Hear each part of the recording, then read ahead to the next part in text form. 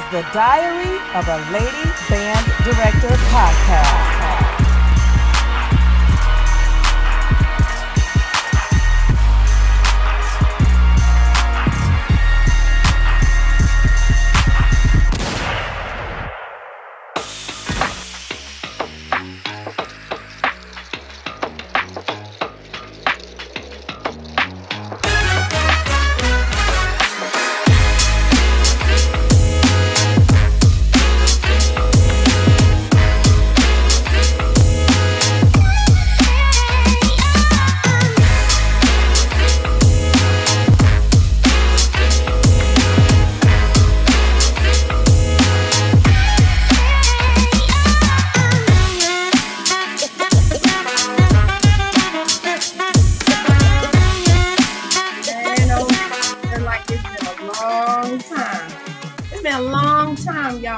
I've had it though. First of all, oh great, David's here. He gotta get put on stage, but he probably not gonna be on stage. Yeah, it's about to cut up. And there we go with toddler forehead again. I'm thinking with you, Brock, my boy. We had a good time when I went to Texas for the first time. Brock treated me with open arms, so I'm glad to see this brother and his eyes on the screen because he got the phone daddy on, but. I think David in the back as well. It might be only have 4 people on the team. Can you have more than 4? I don't know. We're going to find out. So welcome to the show, brothers. Welcome. And little brother in the background. We got a birthday here. We're going to sing. I'm going to have to. We're not even on. David here. Put David in the center because he think he's the star of the show. Just put him right I am not. I'm shy. Wombat core. Baby. I feel like my people had jokes all night. But for real, first of all, thank you and welcome to Diary of a Lady Band Director's last episode of this 2024 year. We are 59 episodes in, and this is kind of crazy because I started. I wonder how many people know how long I've been going live, at least Facebook Live. I bet you if I ask people, all they know is like the pandemic and after. I started going live in my car, running my mouth about my sorry-ass job at the time. Since 2014. I just was angry and I would go to work angry, so I figured I might as well get it out before I go in and have to deal with horrible admin. So it's been a long time. It's been 10 years. I've been doing this for 10 years. Yeah, 10 years, y'all. If you ever feel like going down a rabbit hole, go look. Just don't be a creep. But I give you permission to go in my Facebook and like go back to like 2014. I promise I am way more edited than I used to be back then. Way more mature, way more edited. Now, I'm not going to say more mature. I'm just going to say more smart about how I say the things I say, but I still say what I'm going to say. And tonight we're going to say a lot about this topic. Can HBCU bands be judged fairly? And this topic is inspired by just kind of like the scene of now we got Battle of the Bands that happen like every day. They almost happen more than people go to PTAs, but that's a whole nother rant of mine. I mean, first of all, band competition is been around for a long time. It's not like it's new. The internet didn't bring competitions to into existence. They've been around for a long time, especially depending on the region of the United States you live in. It's just more publicized. From gym battles, 0 quarters, 5th quarters. Shout out to the 5th quarter, which is the first time we had a platform where we can actually run our mouth. I was Insomniac Girl on the 5th quarter. Yeah, I still remember my handle. Gymborees, Honda Battle of the Bands revolutionized everything because, that came from the spinoff of Drumline, the movie. And then from there, we get National Battle of the Bands, HBCU Culture Battle of the Bands, Capital City Battle of the Bands. What was that? Used to be sponsored by Norfolk. Herb, I feel like we're in that same era. Battle Fest.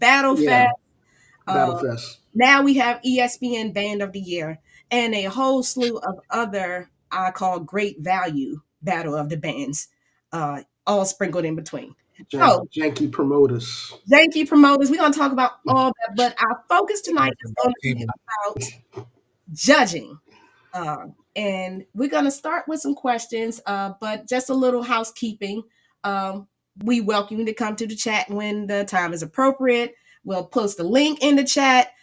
Feel free to engage in the chat. The first thing you're going to do is hit the like button, because don't have me up here running my mouth and you looking at two thumbs up when it's like 17 people on. So go ahead, hit that like button and hit the share with your constituents. I promise I'm nicer in person than I am from a screen. And we're going to have a good time. Good evening, Edwin. And Chisholm, I got to say his name a certain way. And let's just get this party started. We got the first question, but before we do, can y'all go around and introduce yourselves? I mean, I know who y'all are, but there might be somebody new watching. Berger, the floor is yours. Burger from New Orleans, Louisiana. I say what I mean what I say. All right, David. My name is David. I'm the owner and current CEO of BandTube High Definition. And I like long walks on the beach and cooking on the grill. Who else we got here? This Oh, dude. he is stupid. Uh, Mr. Penn Griffey Jr. So I know you. Oh man, hilarious. You We can't can hear us? we can hear you. We can hear you, Brock. Can't hear you, Brock. Yeah, you just not on. You not on the full screen yet. We gotta put you in.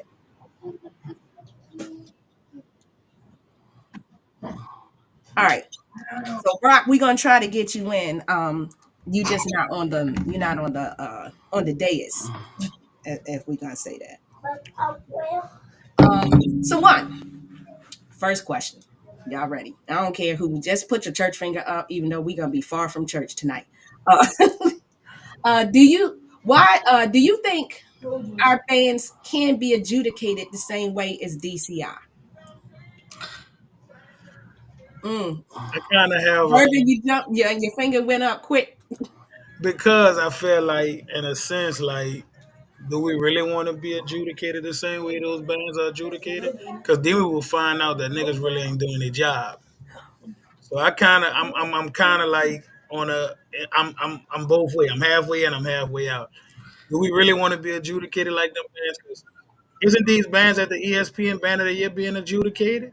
But we being adjudicated by us, right? I'm Yeah, not. we've been adjudicated by us, and we're gonna talk about that tonight. That's some contention behind that. But when I say Yeah, adjudicated like DCI, I mean like scorecards and criteria and parameters and rules and shit. You saying yeah, no friends, no internet, no hype. No, no yeah, hype, A lot of these niggas bands wouldn't be in the top. Then we'd be talking about something totally different. oh, yeah. I think a couple things. Both can be true. Um, I think you can do it, but the question is whether or not.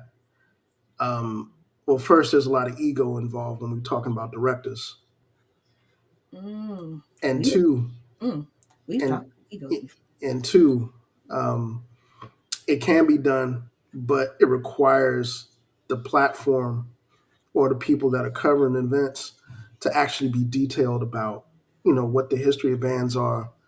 You treat it like a competitive endeavor, just like DCI treats theirs. Um, and I say this covering it last year for HBC Nightly. Um, covering from my own site, Halftime Glory. For those of you guys from fifth quarter days, I'm Crazy Legs, and Halftime Glory used to be View from the Sidelines. That's um, that's the evolution of what that platform was.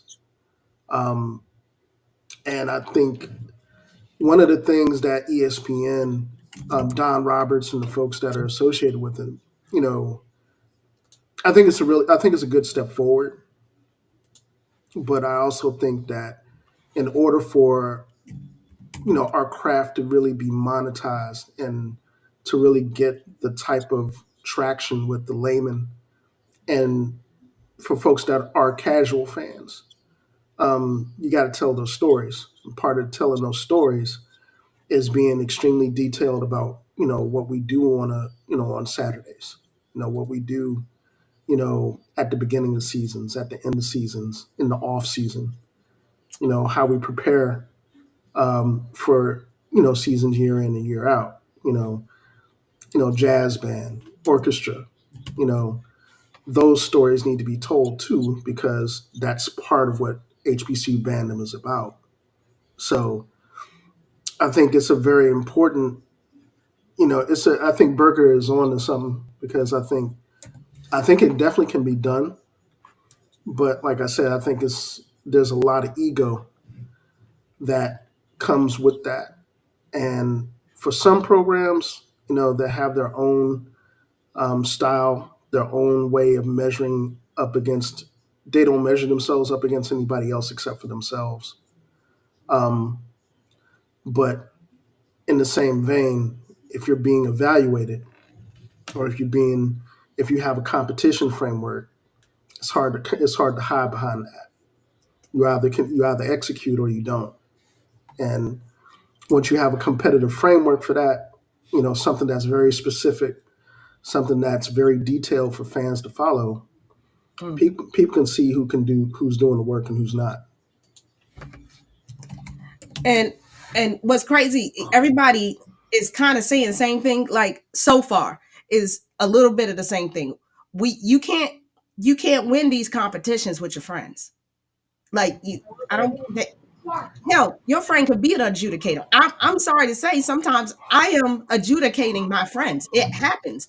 Like, as somebody who have to go through training and have to like read those thick handbooks, and you have to go through training. Like, people don't know how much goes into being an adjudicator. And real adjudicator stuff, you don't get to come in there and do what you want. You got to provide them with music. You got to provide them with a drill. You can't just kind of wing it. You can't be like, get over there in 20 counts. Like, and you right, Berger, it exposed whether people know as much as they say they know. Like, it's real easy to kind of tell somebody do this and that by rote, but to have it written down is another level of responsibility. That's Yeah, my yeah. I think the other thing too that the band of the year is kind of forced our programs to do um, is to kind of think a bit differently in terms of our creativity, particularly on the field. Um, Anybody that's familiar with the concept for what the ESPN band of the year, the national title is about, it's a very narrow scope in terms of what's adjudicated. You know, I think that's kind of why some folks that were looking at it, last year were like, well, I don't agree with this or I don't agree with that. Now, and I want folks to really think about this. Um, Particularly, the folks that are from Jackson State and some other places that had real issues with what happened last year or what happened this year. You look at who's on that adjudication panel or who's the chair. That's one of your own. You know, Dowell Taylor is one of y'all own. Julian White is Florida A&M.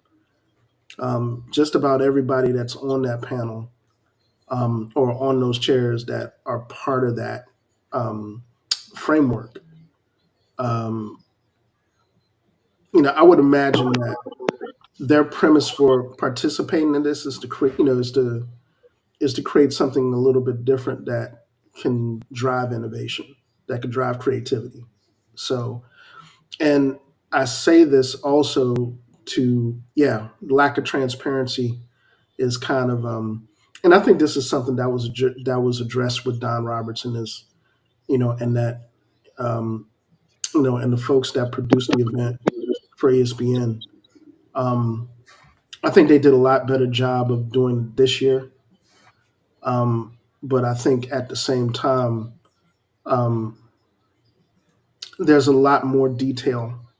There's a lot more of the craft that can be covered. in order to give people, particularly, folks that are new to what HBCU bands are and the competitive nature of them, to what they are. You know, it's just, to us, and I want folks to really understand this that are in the audience that may be fans and not really familiar with the culture. It's an extension of Saturdays. It's an extension of football season.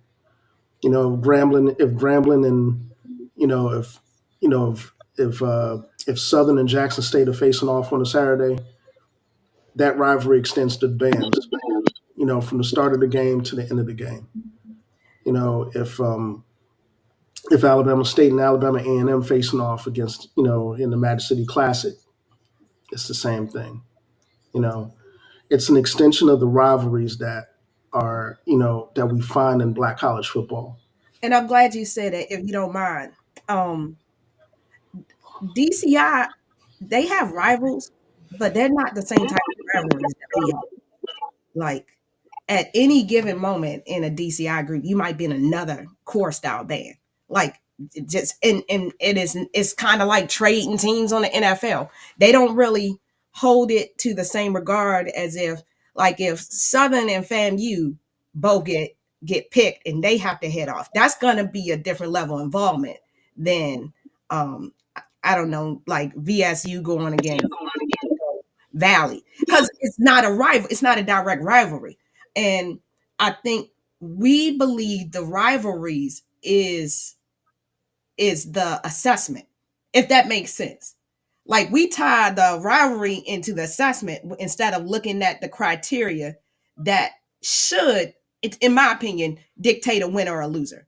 Like if Cookman book old as hell, but they execute everything well, in adjudicator land, they win. But we can't fathom that because we got so many other factors into what we do as a culture versus like and I was gonna pull it up. The reason I asked about DCI, are we ready for that level of assessment, is because, to be quite honest, we're not used to following rules. We don't And like rules. We don't like rules. We don't like rules. David? that's a lot of the problem in my honest opinion. We don't want to follow the rules, and when we do follow, quote unquote, follow the rules, we make up our own rules as we go. So, to Berger's point, is you have to ask that question: do you necessarily want to be a DCI, or are we going to make up our own thing? Which, to Herb's point, with the band of the year, that's supposed to be our own thing that we are doing. Now, with the band of the year, because I've been in on those meetings, it's still very brand new. It's a lot to work out. It's a lot that needs to be said. Um, there is transparency, but in my opinion, there's not enough of it. There's not enough partnerships going on. It's a list of things that we can do better, but it's a start to being able to adjudicate our bands. Now, also within that adjudication, not every band is built the same. Southern's budget is different from Livingstone's. Shaw University's budget is different from Morgan State. So, with that being said, I understand that there needs and there is supposed to be a level of respect, but how much are we putting in financially with this? You know what I mean? Because not everybody is the same. I'm glad you said there's a level of there's that there's that fiscal responsibility of organizations that is not quite the same as white schools. And I work at a white school, so you ain't got to tell me. I can tell you right now, the reason I travel is because of the school I'm attached to. Do I think I could travel to New Zealand on my HBCU's budget? No, they not. They wouldn't be sending me to New Zealand. It's a different amount of money. Yeah. But if you adjust something, that means you got to put money into judges. You got to pay judges enough for them to be non-biased. I know that may sound crazy to people that you got to pay judges. It's different when you ask your homie to come adjudicate your jamboree, right? versus you asked me to come. I got paid. I don't have no bias. I don't like anybody enough to have a bias. I don't like enough. I want to be invited back. So I don't want people to put on my name that I showed favoritism to this school over that school. And I think David said it best. We me making the shit up as we go along. Like I feel like we don't take the time to like put put it in writing what it is that we're doing. And someone said in the chat, I think Barino was saying this, and we're not transparent. And transparency makes people feel a little bit better when they are part of the process and they know like exactly what the rules are. They know how the adjudicators were picked. They know that there was some training involved with the adjudicators. This is just me speaking professionally. People are a little bit easier to convince when stuff is like up front. But somebody said in the chat, it seems cliquish. So talking about the, ESPN and other bands, do y'all feel like the adjudicators, this is, and I don't have a dog in the fight, and I respect a lot of them musically and professionally, period. But if we look at the age and we look at the kind of, if we look at their age group, there is a little bit of ageism. Somebody could say, y'all don't think that anybody older, anybody not this age has some experience. Burger. I'm cool with the old heads adjudicating. I have no problem with the guys that's like what we don't want is a bunch of young niggas with young relationships and very cool niggas adjudicate HBCU bands. They already rap tuning us to death. We need these old heads because them old heads gonna keep it 1,000 with you what they hurt you. So old heads adjudicate, I'm cool with that. I just want these band directors, especially some of these younger ones, they gotta have a little tougher skin. These niggas soft. And that's really Right. the problem with HBCU bands. Because if we being honest, a lot of bands were not good this year. But because those band directors are friends, they kind of get that buddy system. And these niggas need to be adjudicated on the level with them old heads. Because that's some humbling that I don't think they ready for. Gotta make a public service announcement. If you're not talking, please mute yourself so we don't get the echo daddy up in here. Thank you very much. And Burger, you feel like we need, oh, and I like, I'm from a generation where they would just tell you you suck. You suck, your band, they would tell you suck. But what they could do is tell you why you suck. And I don't mean that y'all wasn't blowing that hole. I don't mean that your songs old. Like they would rip you apart um pedagogically. They would rip you apart on pageantry. They would rip you apart, but they would tell you what you can do to fix it. I'm gonna be honest. I don't want somebody who don't know, that can't put a drill on paper, keyword on paper, trying to tell me how to drill. Like, do you even know how to drill? Like, why you telling me how to drill? All you got is 5 rap tunes in your book, and you like, y'all born on the field. Well, show me how to do it. If you can't tell me, you can't show me, I don't want to hear you. Brock. What's up with y'all? How y'all doing? Phone issues. I was actually driving, but I totally agree with that, man. I done had band directors that has destroyed me on some real deal stuff. Like I didn't have different stuff on.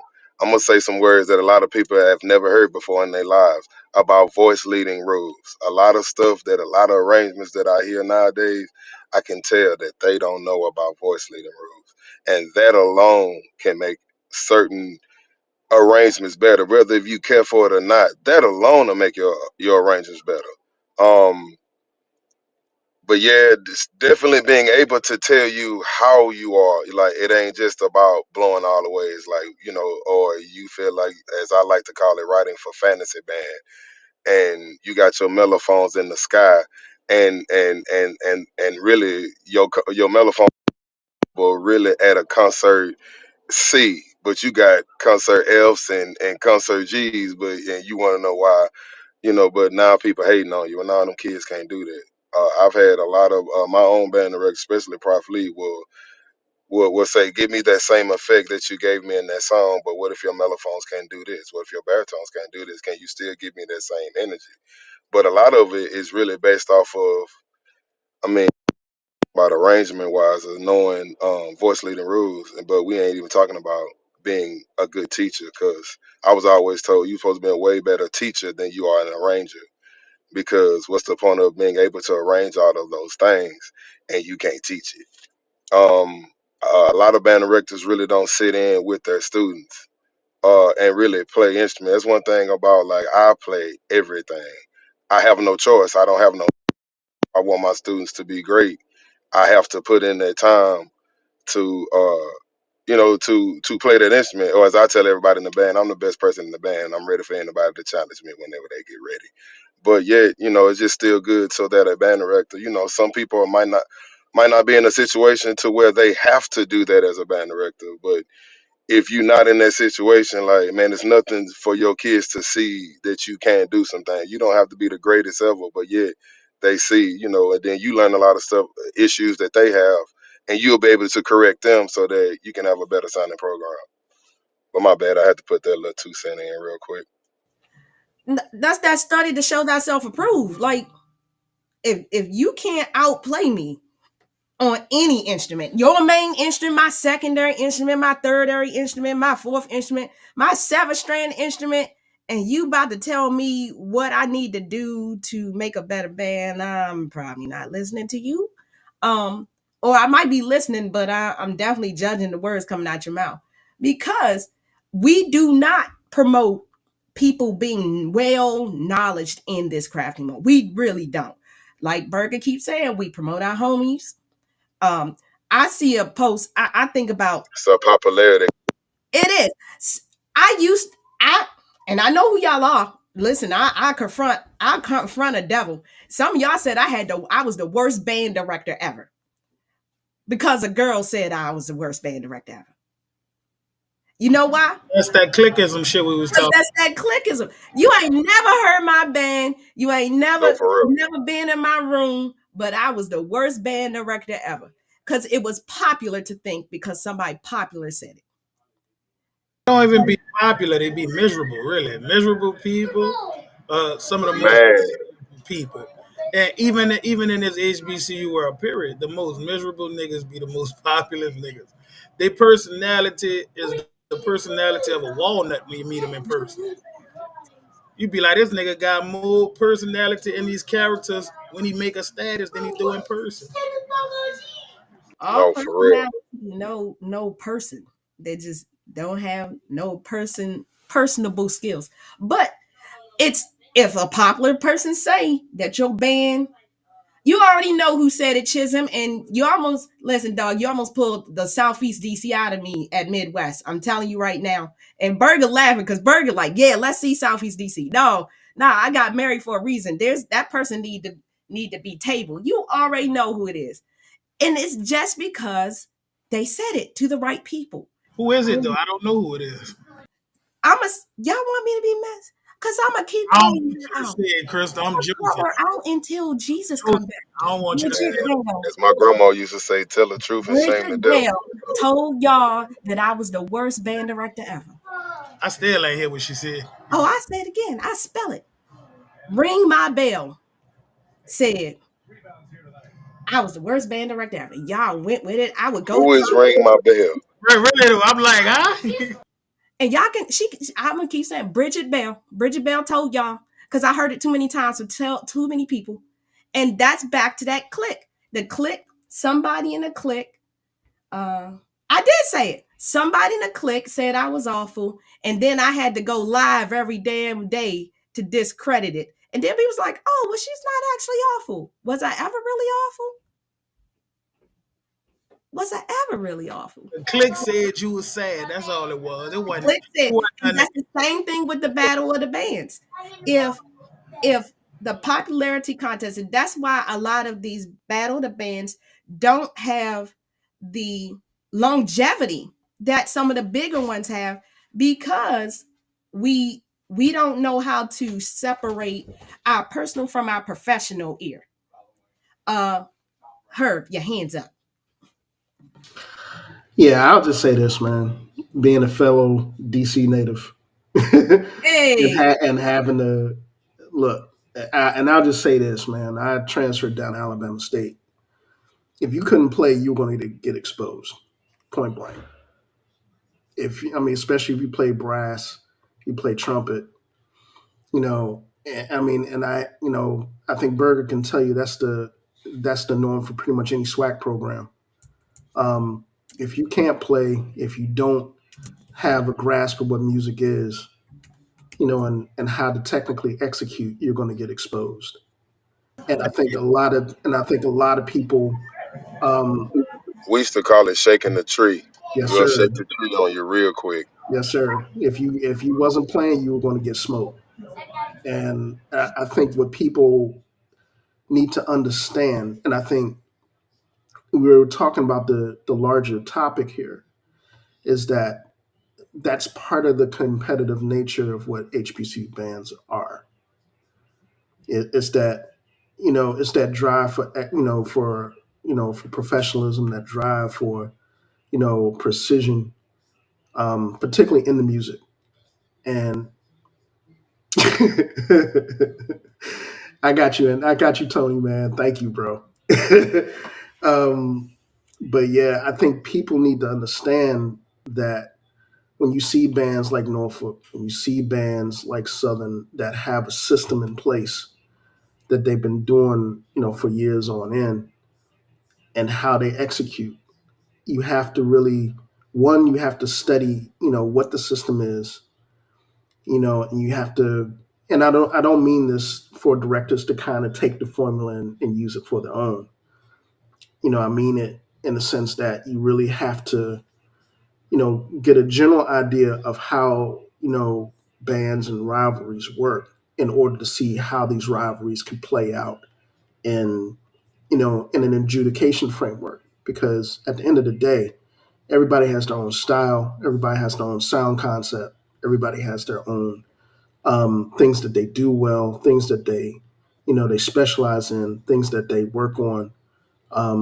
Like if I'm thinking about I'm thinking about Florida A&M. Yeah, they do a whole bunch of detailed picture drills, and they sound immaculate on ballads. Bethune Cookman sounds like one instrument, but they don't necessarily challenge the players in arrangements. Um, you look at Texas Southern or Southern. You know, the whole breadth of the group is extremely talented in terms of you can just take a piece of music, put them in front of it, and they're going to get the music, and it's going to sound great. So, I think when people have this discussion about what can be adjudicated and what can't, and of course I'm using those as some examples. I think a lot of programs over the years have gotten a lot better at really improving the things that people have pointed out. People have really kind of and we're not just talking about bandsmen, we're talking about laymen and fans, that people point out. Like my boy Antonio is in the audience. I'm happy. He was part of our family at Bama State. I know we heard a lot of crazy stuff when he came from Grambling, but that dude is talented. Another guy that came from Grambling that was really talented was Dr. Bray. You know, Anybody that's familiar with him, and familiar with what Alabama State was and what Alabama State is, um, Yeah, oh boy. yeah, sound concept completely changed. So I think a lot of what we're talking about here, um, to go back to what we said earlier, is that yeah, it can be cliquish, and that's the reason why I think the culture needs an adjudicated framework, because it's easy to get exposed when you're not doing the job. And not only that, if you're not doing the job, kids are going to see it. Kids are going to see it, and that's going to affect recruiting, and that's going to affect a lot of things. That's the bottom line. And particularly for programs that make the investment to put into a marching band program. I want people that are listening to this to really understand what I'm saying. If you have a marching band program at your school and you've invested in it, it's one of the biggest marketing tools you can have on your campus. Point And, blank. and see, you kind of forced me to segue to this question. Brock, I'm gonna let you go because I saw your hand up. Um, but the next question after Brock talk is going to be, what do you all think the criteria should be for judging our bands? Because I don't think anybody's against, at least on this panel, is against uh, having a criteria. I think where we struggle is what is the criteria. So go ahead, Brock. Two things that I want to touch on about what old buddy had just said was one was the Gremlin thing. I'm gonna start from the one. No, folks can say what they want, but I'm gonna say what I'm gonna say. The older generation, and when I say older generation, I'm not talking about like they're just old as dirt or nothing like that. But older generation Gremlin people, band directors can teach some fundamentals. They were some fundamental teaching individuals. I remember my first band director was a lady, and she ain't play no game. When she say tap your foot and out loud, she meant that. Like so, fundamentally wise, Gremlin folks, some older school Gremlin cats are some fundamental teaching individuals. The other thing I want to touch on what he said was about style. I actually been having I ain't gonna say an argument, I'm gonna say a debate. Conversation, that's what we'll say, with some friends of mine or different people that I know that went to different universities, whether HBCU or PWI. Is style is based off of knowing how to play. So if you're basing style off of and you're not very understanding of knowing how to play, and those are basic fundamental things. So if style is based off of knowing how to play, you have to have your fundamentals to be more sound to have a style. I mean, so that you can develop that style. And I think a lot of times, it's starting to be that people are putting style over knowing how to play. I don't know if that makes sense. And style, and I need to let somebody else let people know too that style is not loud. Is not a style. That's a dynamic. Stop Just doing like it. soap is not a style. That's a dynamic. You can't make So sense today, bro. You gotta chill. You can't, yeah, you man, can't you use like real music terms. You gotta, like that's you gotta stay with loud is an emotion. right, because I don't want to hear everything loud and I don't want to hear everything soft all the time. Sometimes I want to hear some loud stuff. Sometimes I want to hear some soft. Sometimes I want some, what they call it, terroristic dynamics going in between all of that. Like, show me, more than just that. I understand certain stuff is for this dynamic. We're going to say dynamic. We're not going to say style. But, folks will do that, will do certain stuff at certain dynamics. So, yeah, I see you, All Burger. right, I see you, brother. Cause like sometimes, listen, I'm gonna be real with y'all. I'm a nigga at heart, right? Like I love to hear a band sound great. Like I love it. But like sometimes I want you to blow the fucking paint off the wall.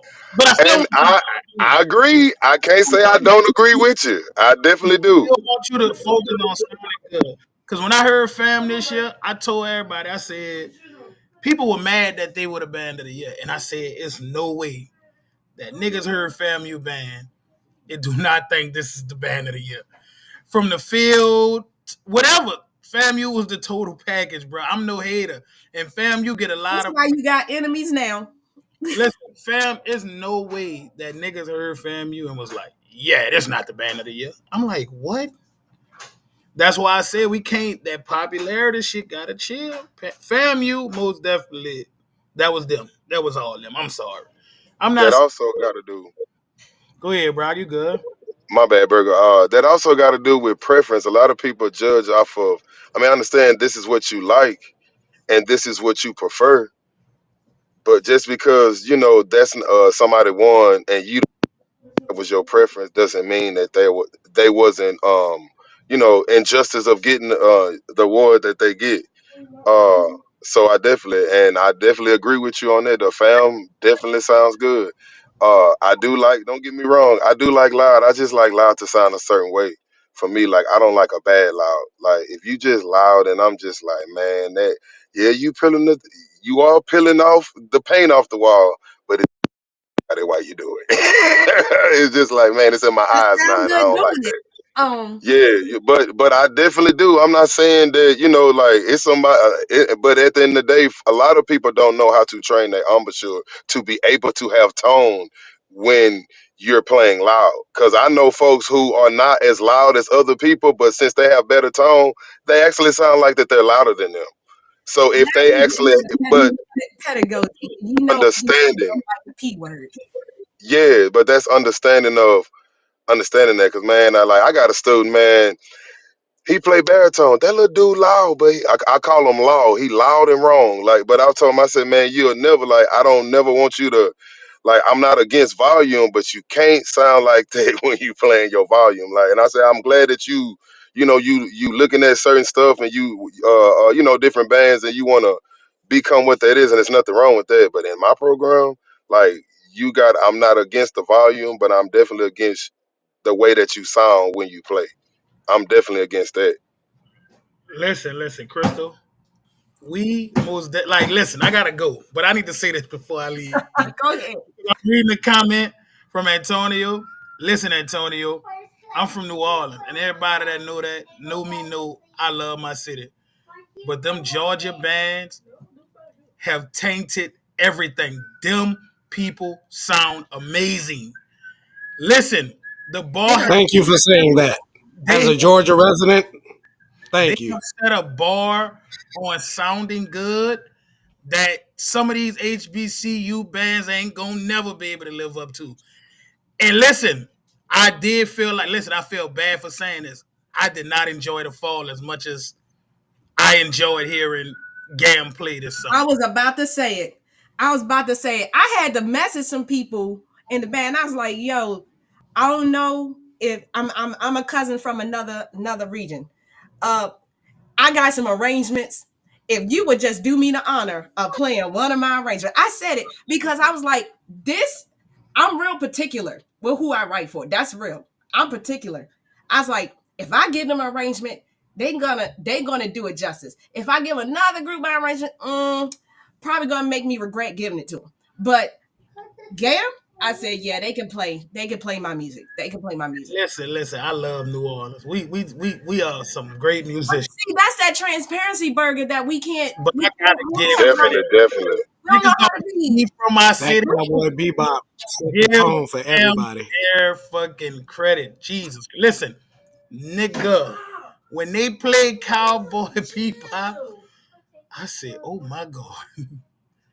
Oh my goodness. And y'all know, like arranging me, I love to write a theme. Everybody. I love to write a theme. And I've been thinking about Cowboy Bebop and I reconsidered after that. And I don't run from no song. I was like, dang, if I write it, it's just gonna be I second don't to Game think playing the it. arrangement was hard. I just think the execution was superior. And I don't say that a lot. They practice. You can tell they practice. When they get in the band room, that's rehearsal. They got the music at home practicing. When they come in wherever they at, that's rehearsal. Because it's a big difference. Them kids take them home and do. Definitely between practice and rehearsal. Definitely.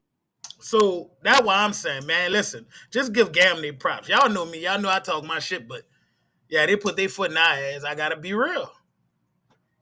I got to. Burger, I know you took out time in your day. I appreciate you, brother. We will always be able to shoot the shit. We Um, most definitely gotta get because there's a lot that I want to say, but I gotta go because I don't want to be in a doghouse. don't be in the doghouse. Listen, I'm not. I'm Good off. to I see you, happy Burger. night. So I'm gonna Go hit you up. celebrate young King birthday for real. That All right, y'all be cool All right, same to you, man. for sure. holla, Burger. See, I knew we were gonna get off topic, but it's good. It's good because it's my show and we can do whatever I want on my show. That's how I go. What Um, what was that last question again? My bad. I didn't mean to interrupt oh you. no. I'm about to put it up there. So, what do you think the criteria for us should be? For HBCUs or traditional style marching band. What are the non-negotiables? And Herb, you got your finger up. Okay, so folks that know me, Dave, you've seen the concept that I did. Um, I think any adjudication structure that we do, one has to start with a knowledge of what the bands are, like sound concept, style, how each band executes, how they look when they execute, how they execute in terms of what they sound like, how accurate they sound. Those are some of the fundamental things that we can really take a step back and take a look at and evaluate whether or not band A is sounding better than band B or is executing better than band C. And contrary to popular belief, it's not a hard thing to do. Particularly if you have a really good innate knowledge of what the band programs are, what those sound concepts are, what if Florida A&M is has a specific sound concept, you'll know Florida A&M sounds a little bit different than Bethune-Cookman, then sounds a little bit different than Alabama State or Jackson or Texas Southern. Mhm. It's That's not a that. bad thing, though. Yeah, it's not. And I think that's the attention to detail is where it has to start at. Um, Not only that, I think any sort of adjudication platform, I would imagine, would have to include not just one or two events or games, but it would need to be a bit more of an investment on the behalf of sponsors that are attempting to cover the craft for what it is. And for those folks that are listening, anybody that's followed HBCU marching bands, knows it's a year long process. It's it's not, okay, well, you show up for pre-drill in August and your season ends, when you cross or when you play that last game of the season. It's the preparation it's a year long thing in terms of preparing. And I think, you know, if I had my way, I would approach ESPN to say, hey, look, um, in order to really get the entire scope of what we do, I would approach some of these other entities, um, some of these other events, and say, hey, look, let's put together a framework. Let's put together an event framework where bands can showcase, and we can properly be adjudicated. Or, you know, task ESPN to put together, teams that are going to go to games and adjudicate games. If you're going to adjudicate halftime shows, you can adjudicate halftime shows. If you're going to adjudicate, how bands execute during the regular season, and then have, a criteria for qualifiers that qualify for the band, for the championship round and championship weekend, then do that. That's how DCI does it. And I think a lot of times when we talk, and I think T. Brock and Berger had a really good point earlier. Um, Ego has a lot to do with standing in the way of that type of stuff happening, and it's hard to get around it. But at the end of the day, if people are really interested in getting the craft the type of shine that it needs to get, you put that ego aside and you say, hey, how can we market the craft better? How can we market what we do to entities that might want to sponsor us? Like, for example, this year, yeah, we had Red Lobster sponsor the National Band of the Year, but how big and how intricate could that be if that Band of the Year competition was in LA this year as opposed to in Atlanta? You know, you got four bands that are going to be in LA this year that, excuse me, that are really, you know, that are really showcase bands, but you know, you're seeing an entirely brand new audience of people that are being exposed to HBCU band culture for the first time. And I'm glad you said that, because people think that, let's just put out there Honda, for instance. Honda is going to fail because it's in California. I'm like, no, my friends. Here's why: people who are, we're talking Fortune 500 companies. They have a project management division.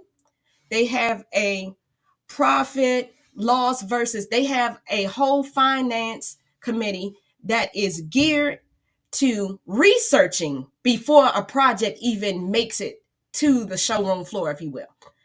For it to be in California, they have already met for months up to a year or two and discussed this with people who have done analytics, people who have surveyed the culture over there, people who have surveyed the potential target audience over there. They have already done their homework. These companies do not make a decision to sow into anything, especially, I'm just going to say it, things that Black people specifically engage in, if they haven't done their homework.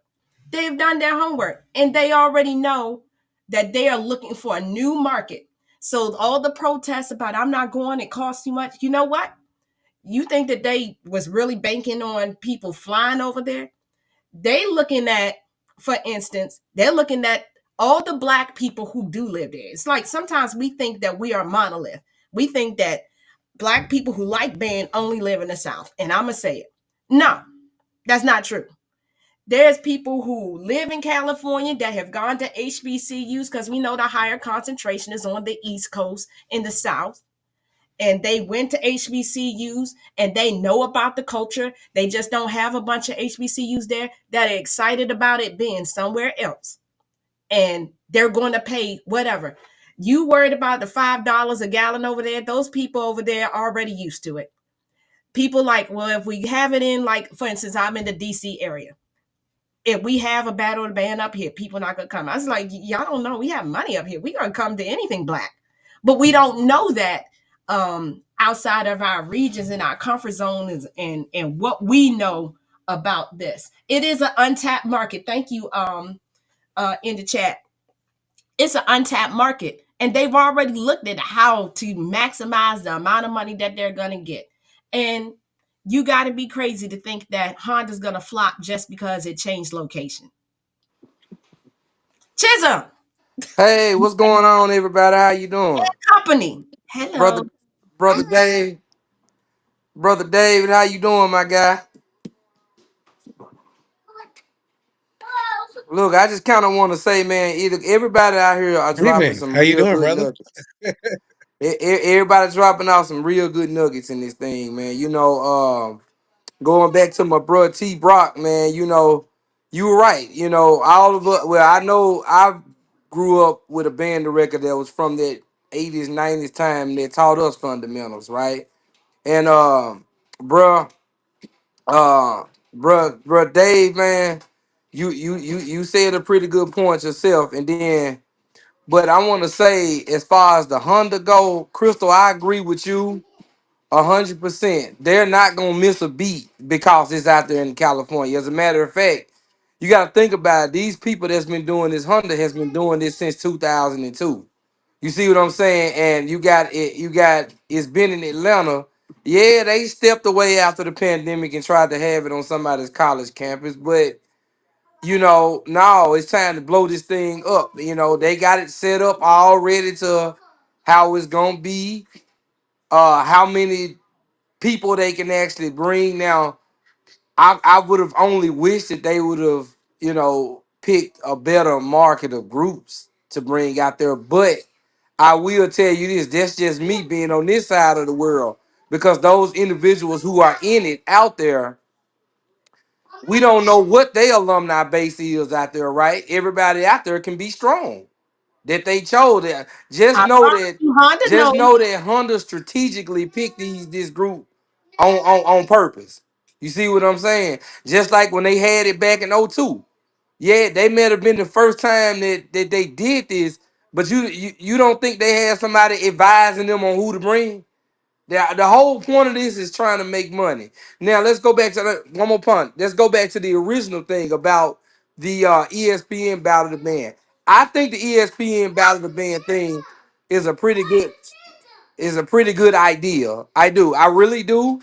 Us as black people need to learn how to get out of our feelings. Because if we were to go to a DCI, if we were to go to a marching festival, if anybody ever gone to USA Bands in Indianapolis, no, that thing is huge. And I bet you those white people ain't sitting back complaining, he's the friend of the director of bands at Ohio State. He's the friend of the band director at USC. No, bring your A game out there. Bring your A game. That's just what it is. Bring your A game. Now, the selection process or the adjudication process, I agree with a lot of you all. What is the criteria for that? Is it the same set of judges who were in it doing it last year, or is it a new set this year? Because when I looked at it, I saw different judges, and a couple of them was because they didn't have working band programs at the time. So when they come around this year and they got a working band program, so does that give them a pass now? Because they were once on the judging panel, they got the cheat sheets now. They knew what they was looking for to get bands to come out. You see what I'm saying? So now they know what to do. All they gotta do is get their numbers up and they good. That's the way I feel. That's just my 2 cents. Chisholm, I think you make a good point about the adjudicators. I think the whole process is a lack of transparency is why people are in their fields. Just saying, in their fields. I think, for instance, and I was gonna pull it up. I think I'm gonna pull it up. In some places where you adjudicate, whether regardless of what kind of band, I'm not gonna care about the ensemble. You have to go through training. You have to submit like a resume. You have to submit, like, they give you like sample audio of bands in previous years and a scorecard. See, people don't know this and say, all right, how would you score them? And you have to submit that before they even consider you as an adjudicator. And what they usually are looking for is some type of norming. Are these judges saying similar things? Or you got one judge that is applying to be adjudicator saying something completely different from the whole? And is what they're saying rooted in best practices? Is it even something that they could defend pedagogically, or is just rooted in opinion? And so I think because people aren't a part of how that selection process is, it creates some angst. It makes people not believe that there's some fidelity or think that there's a little nepotism in it sometimes. And to be honest, I kind of understand, whether I respect the adjudicators or not, why someone will be like, well, what makes them fit to do this? Longevity in the career, I think, is something that's important. Berger said, we don't want no YNs.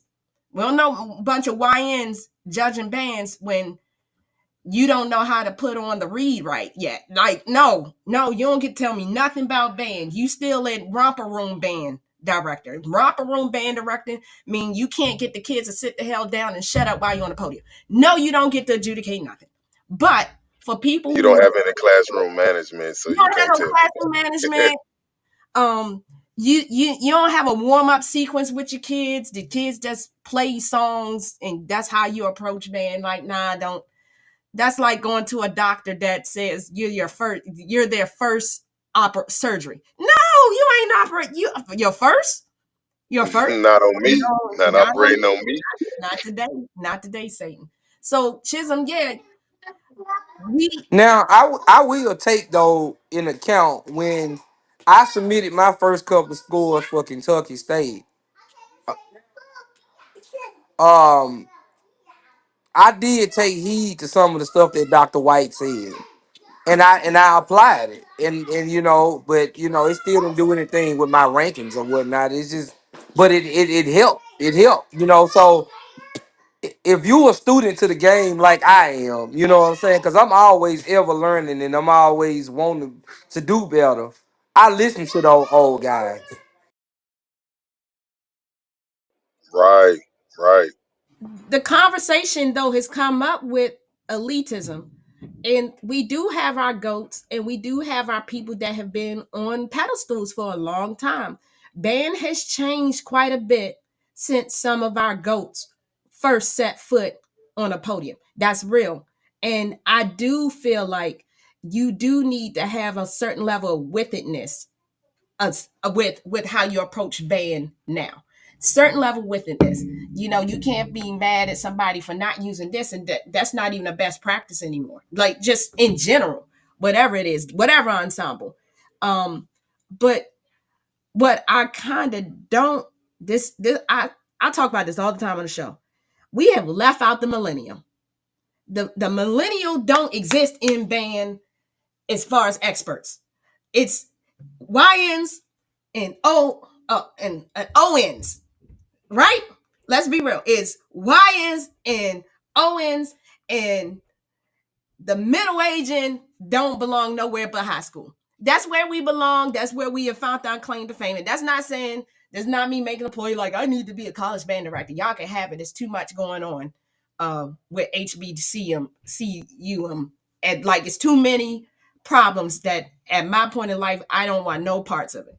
But It's we very all, political if you want to do it. yeah, I don't have, I don't want that going on. But I do feel like whereas there's a middle ground to the how we judge band, we've left out the person who's in the thick of it. We've left that group out, and all we get told is, well, you not Julian White, or you not Simmons. Whoa, that's a big gap. That's a big gap. Um, Herbert. I think a good solution to that, and this is something that I've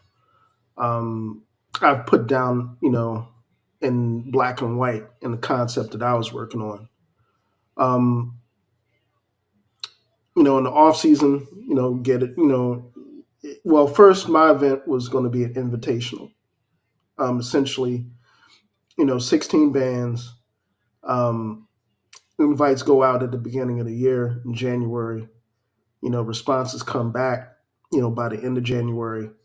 If you accept the invite and you choose to participate, those are the 16 programs, that are going to be vying for a championship. Then you send out, the adjudication criteria way in advance of the off season.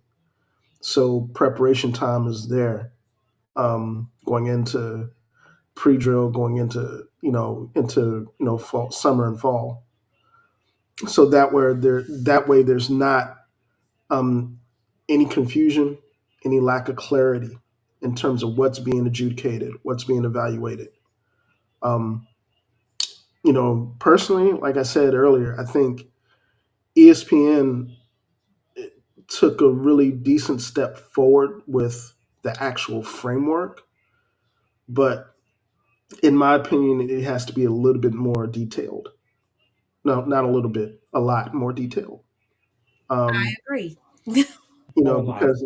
because I think what people need to understand is that you know it's I get why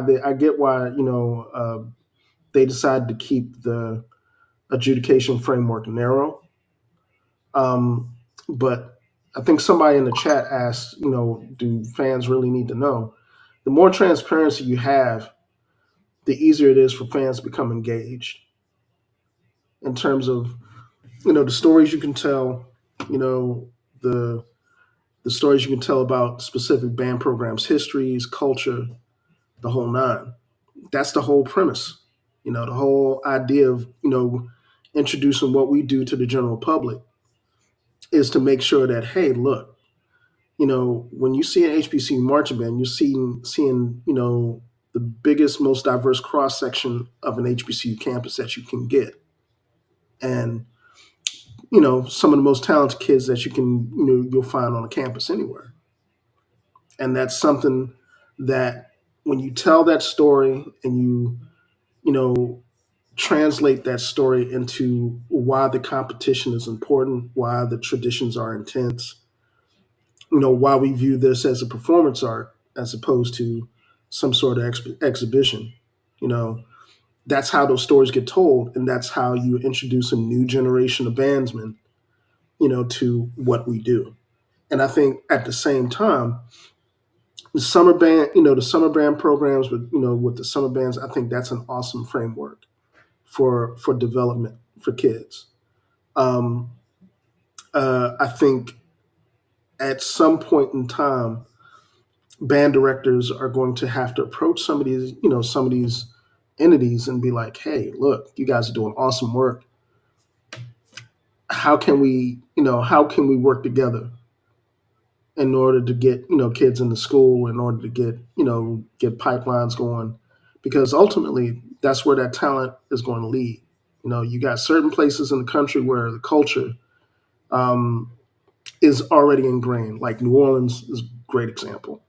New Orleans, Memphis, you've already got a, a really good, Houston, you already got a really good baseline, you know, high school band culture that kind of feeds into the schools that they market to.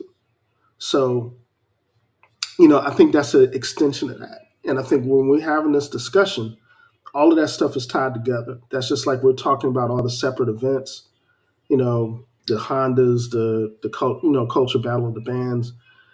If I mean, again, if ego is not a thing, I'm on the phone with directors in every conference, tomorrow. I'm on the phone with the folks that run these events tomorrow and saying, hey, look, um, this could be a competition framework that could work for everybody. And not only would it work, but it would do the job that it's supposed to do in terms of bringing exposure to what the craft is. So, I mean, that's kind of how I see it. And I'm glad what you've done is one, what a lot of us are saying, but we can't seem to get on one accord about is putting something together that is completely organized, not just in um, operations, but in function and in law and in letter. We don't want to do that, even though we're nobody's completely happy with the big organizations that are Judas. Nobody will ever be completely happy. But I believe, like I think about, and Terrence Brock schooled me when I went to Texas a lot about UIL. So much so I started looking at UIL and what people in Texas are completely used to. Now I hear people complain about UIL, but I rarely hear people say, I'm not participating. Because the standard is to what? Participate. And, You don't and got no choice. yeah, the If standard is to you're going participate. to You know what I mean? participate in UIL, if not, then there's consequences of not doing that. Exactly. But see, we don't want to think about our culture in that way, but at the same time, we still crying the same cry about we don't know how the adjudicators are picked. We don't know how they pick the bands. Oh, Honda one year decided they were gonna pick it this way through popular vote on campus. And then another year they're gonna select two people and then they're gonna vote on two people, and then two other people gonna get to call some people out. We didn't like none of it. If you look at what we didn't like none of it. And you know why we didn't like none of it? Because none of it was rooted in something that was consistent. We all got a driver's license and we all know what it takes to get a damn driver's license. We rarely hear somebody walking around puffed up chest talk about, man, reading this book is dumb. I don't care. I'm gonna drive anyway. Drive without a license if you want to, reap the consequences of not doing it, just like UIL. I want to put this up because I'm gonna share the screen real quick because I've been thinking about this. I'm gonna share two things. First thing, I'm gonna I, share. my bad. I want to Go, say something on that last go comment. ahead, My go bad. I ahead. didn't mean to interrupt you. No, you Well, good. one, when we talk about criteria, especially since you had brought up UIL, at one point of time, like everybody did traditional marching, so there's already a criteria for that. Everybody did that time. You can go back to seeing LSU doing 8 to 5. A lot of folks did that, so there already is a criteria for it. Mhm. It's just that if we would want to adopt that onto our own. I see somebody asked that what was UIL? What's the Universe Interscholastic League? They really judge like what like if you're a 5A, 4A school, it judge music, it judge sports, it judge it all. Like whatever you go in the competition for, it's UIL judge all of that. So like when we do solo and ensemble, UIL does that. When we do concert and sight reading, that comes from UIL. Jazz, honor band, like all area band, all of that comes through UIL. Just giving that. But there's already a criteria for that. We can update certain things, but there's already a criteria because at one point in time, I think a lot of times we get so caught up in the times that we are in right now or the last little 10+ year bracket of, but at one point in time, everybody. PWIs did traditional marching. That was, and honestly, a lot of folks don't understand that that really came before corp style, but we ain't gonna even get too deep into that. But there's already a criteria for that. Now we can update certain things, but it's really about this is like UIL. A lot of people believe that you cannot, if you are a show style, or I like to call it traditional, but traditional style band, that you cannot receive ones.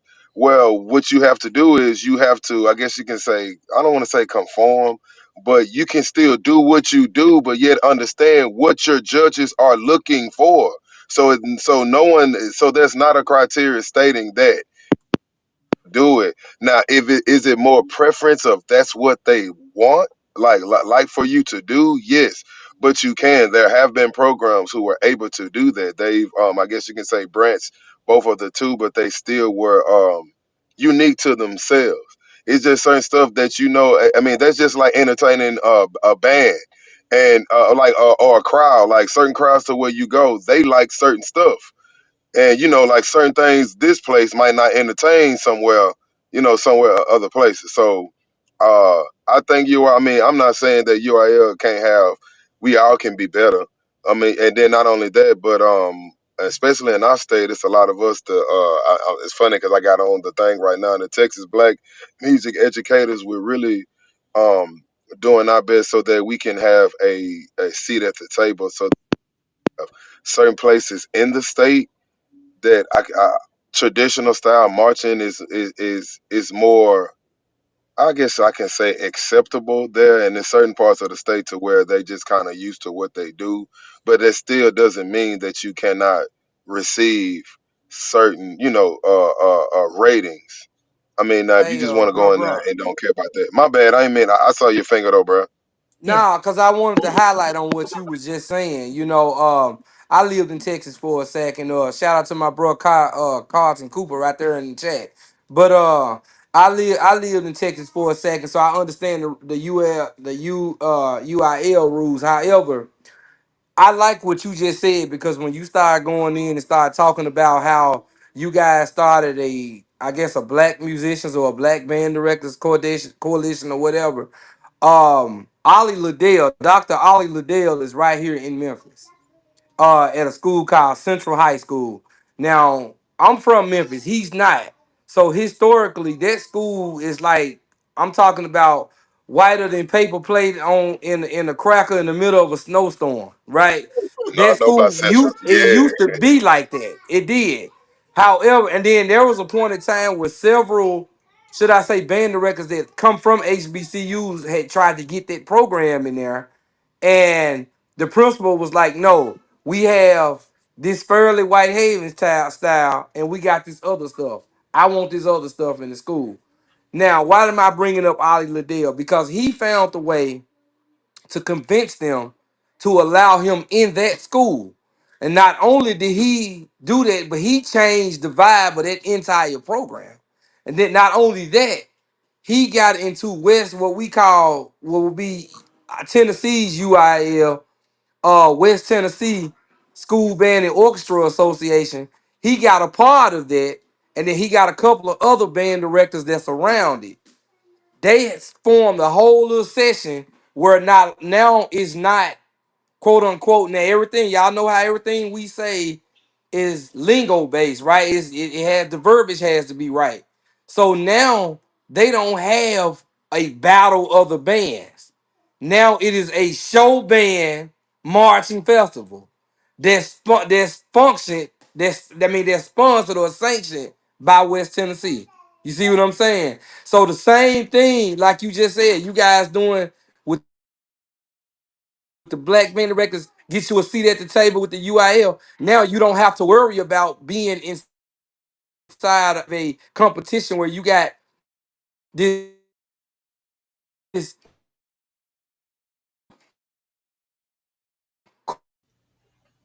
Chisholm, course you're breaking up.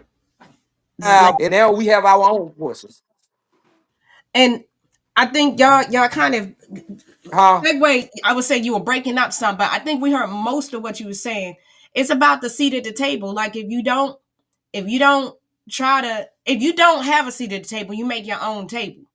And I think us as a culture, we've had plenty of space and opportunity to make our own damn table. But we get in our feelings, we can't get along, we can't sit down and want to have a criteria. The egos get in the way, like you say sometimes, Chisholm and Brock. David, I'm sure you know, even in the band media side of things, then it turns into who gets the rights to video this, and then it becomes an issue We only. using? Why are Yeah, we using it them? gets What is their way. what is their reach? How big are they? Yeah. Is it worth my time? And we don't even know how to support us in the grassroots of things.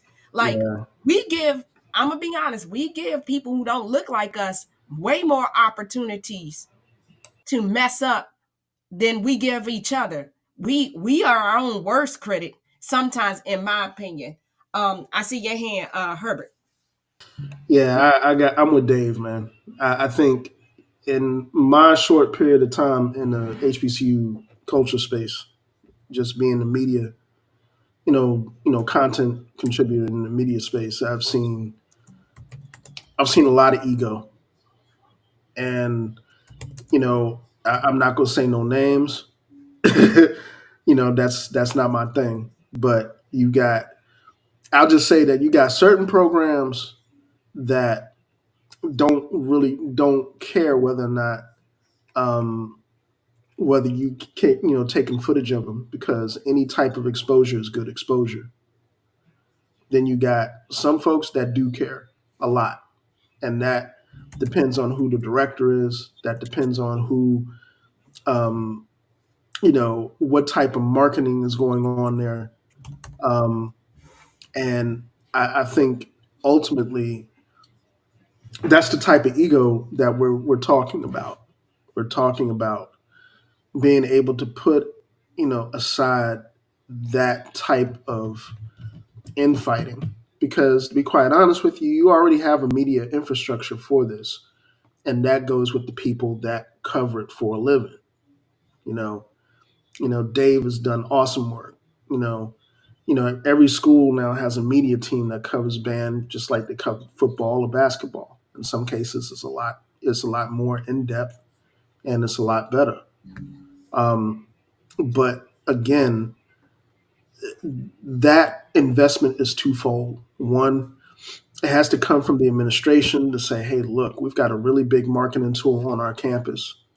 Some conferences get it, some conferences don't, or some schools don't, rather. The schools that do, I just right off the top of my head, I look at what Norfolk's been doing. Um, I mean, these guys been, Grammy nominated award winning. You would never know that they came from the CIAA way back in the day. Mm-hmm.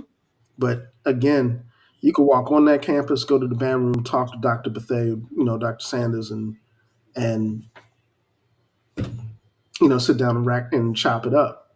You know, the same thing with same thing with Alabama State. Although Dr. Oliver is a little bit protective, and I get it. In this Yeah, world, I get it. yeah, I get it. But if you come to that program, with the genuine intent to say, hey, look, I would like to cover you guys, this, that, and the third, you're not going to get turned away. And I take a look at my experiences over the years. There's one, band director that actually called on me to be an advisor of sorts. Anybody that's familiar with what North Carolina A&T was prior to Dr. Ruff getting there, Dr. Johnny Hodge. Um, Anybody that knew him knew that he asked for you to give your input. That was some serious stuff, and it was something that, for me at the time, it was like an honor because that dude is a legend. He's as much a legend as Dr. Foster or Dr. Greggs or any number of Dr. Davis, any number of people.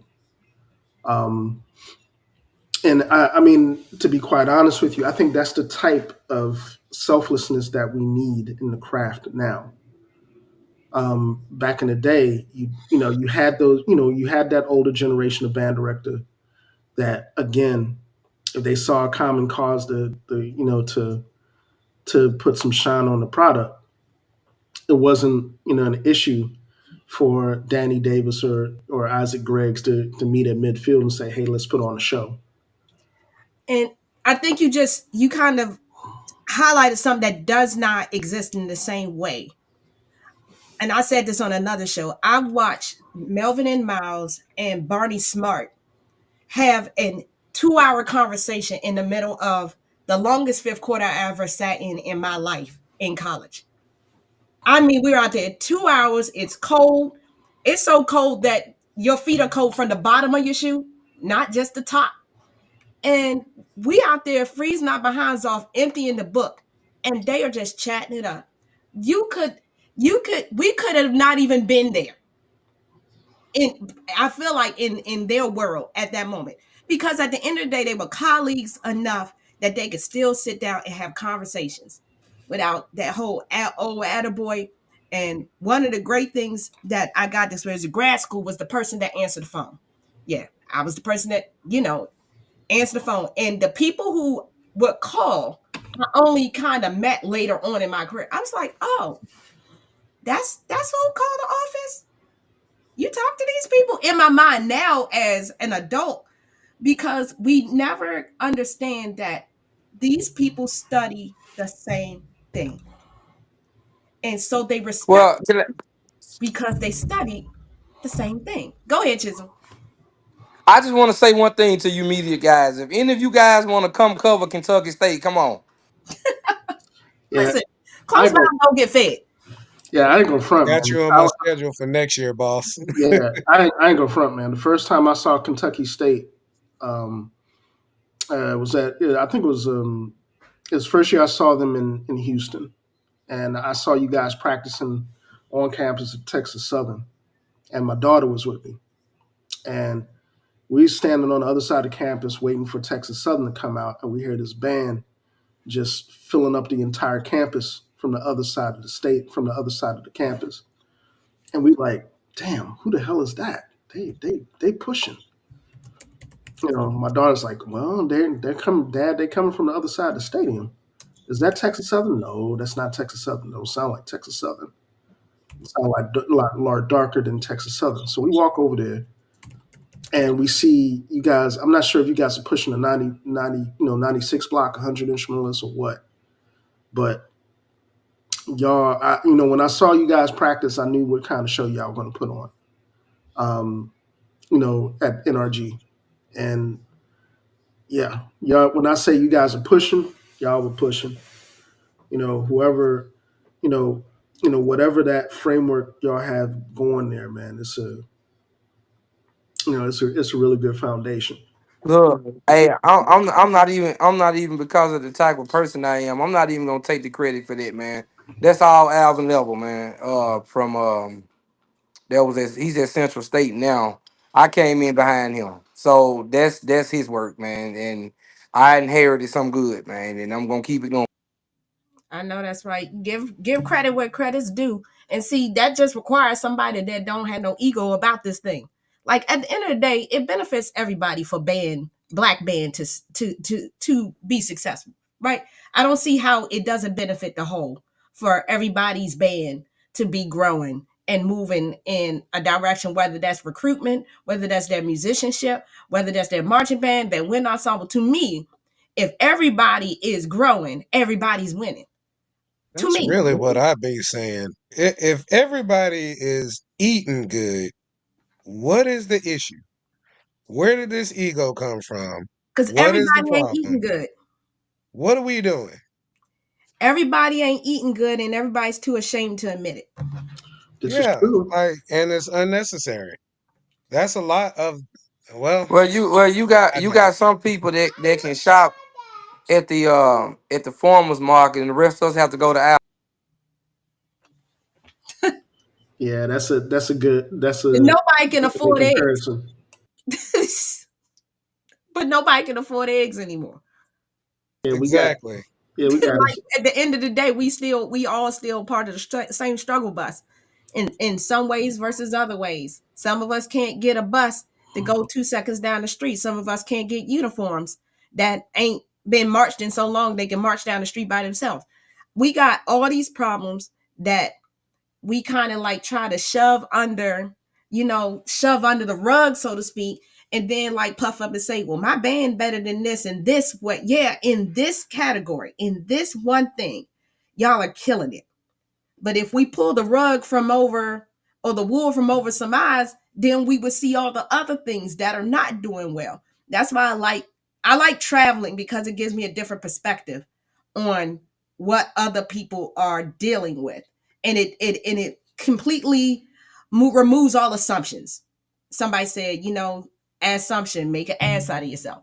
It's Right. nothing like being in somebody's bedroom, somebody's campus. We like, damn, this where y'all gotta practice at? I got a new level of respect for y'all because you ain't got no AC. Like just stuff like that. Oh, this is an old warehouse. Oh, you're, and even like when people come to Morgan, they like, Morgan look like this. Now I see why y'all go to Morgan. Like people used to say, why would you go to Morgan? I said, you ever been on our campus? You ever been in our dorms? You ever been in our caf? yes, I sir. will say that It's not just going back picnic to sandwiches, like man. the No. Not just criteria picnic thing, sandwiches. Go ahead. The criteria thing, yeah, because we completely went left field off of that. But David, go ahead. I mean, you have to, I will say, as a media person, I hold somewhat my opinion to a kind of like to a high degree because I'm literally seeing bands every single week. I will, prime example, this past season, I saw Morehouse in Kentucky State in Chicago. Then that following week, I saw Fort Valley in Fort Valley. Then the following week, I had to go to not Montgomery, Birmingham. I see these bands consistently and consecutively, and I still see the same issues with criteria. And it's, when I talk to band directors, they say, well, my band is going through XYZ. I always say the same thing. You're not doing anything that's different that Morehouse is going through, that KSU is going through, that Morgan's probably going through, Fayetteville's going through. Everybody has homegrown problems. But the thing is, with this criteria and this consistency, Here we going go. back to the band of the year thing, the band of the year is supposed to be where the school uses their media team and they send in that footage to be judged. Now it kind of offers a skewed a viewpoint because everybody knows you can chop and screw footage and make it look very, very pretty, especially when bands have been exposed on independent people's footage. Having said that, I'm not saying we should give up on the band of the year yet, and I'm literally one of the most skeptical people out here when it comes to these kind of events, but it definitely needs more transparency to it. It offers a safeguard when you add more transparency to it because like Herb said, people will not only engage with it, they'll look at it on a legitimate level. They'll look at it on their grading scale of saying that okay, well, this event is A1. You know, they're going to always have this. They're going to always act this way. With that being said, you know, we have to critique it the way we do, because Don Roberts said that's what he wanted. He want our critiques. He wanted the way we would give it to him. Some of that is cap because he can't, of course, accept real people's, you know, critique, real real YN's critique. But all of that being said, I'm not saying we should give up on the band of the year. I think we should definitely give it a chance. Elitist. We have to stay on it with them. You know what I mean? We just have to. I think as and I agree with you, David. I think as connoisseurs of the craft, it is kind of like our public duty to engage and push the envelope and tell people these are things that we are collectively saying we see. You know, I always wonder, do they give out surveys, quality control? When I do a clinic, I give out a survey whether the conference or the organization is going to give out some type of quality control. How was my clinic? What should I be able to do better? You gotta be willing to look at the comments and be like, damn, 27 people said that I left them feeling like they don't know how to use this. I didn't do a good job. And I have to like own that. I'm looking at the criteria right now for UIL. And I think I put the link in the chat. Ensemble performance, phrasing, blend and balance, precision and timing, dynamic contrast, style and articulation, effective use of electronics when presented. Woodwind performance gets rated separately. Brass gets rated. Percussion performance gets rated separately, and it gives them a totality of points. This is the non-negotiable for UIL. And there isn't really a category outside of, I'm looking at tone, quality, intonation, technique, and accuracy, balance, and blend. Those are pretty standard in anybody's adjudication sheet. And we can't even agree on like those things. Like, how can we not even agree on pitch accuracy and rhythmic accuracy? Like, damn it, we know when somebody off the beat and on the beat, and we know when notes are bad. Even my mom is tone deaf, and she know when it's just not a good performance. Why can't we have Yeah, some? Crystal, let me play devil's advocate real quick.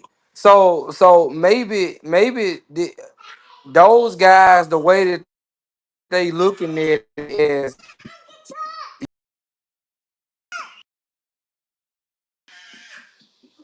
you know, that there is no NBA for marching band.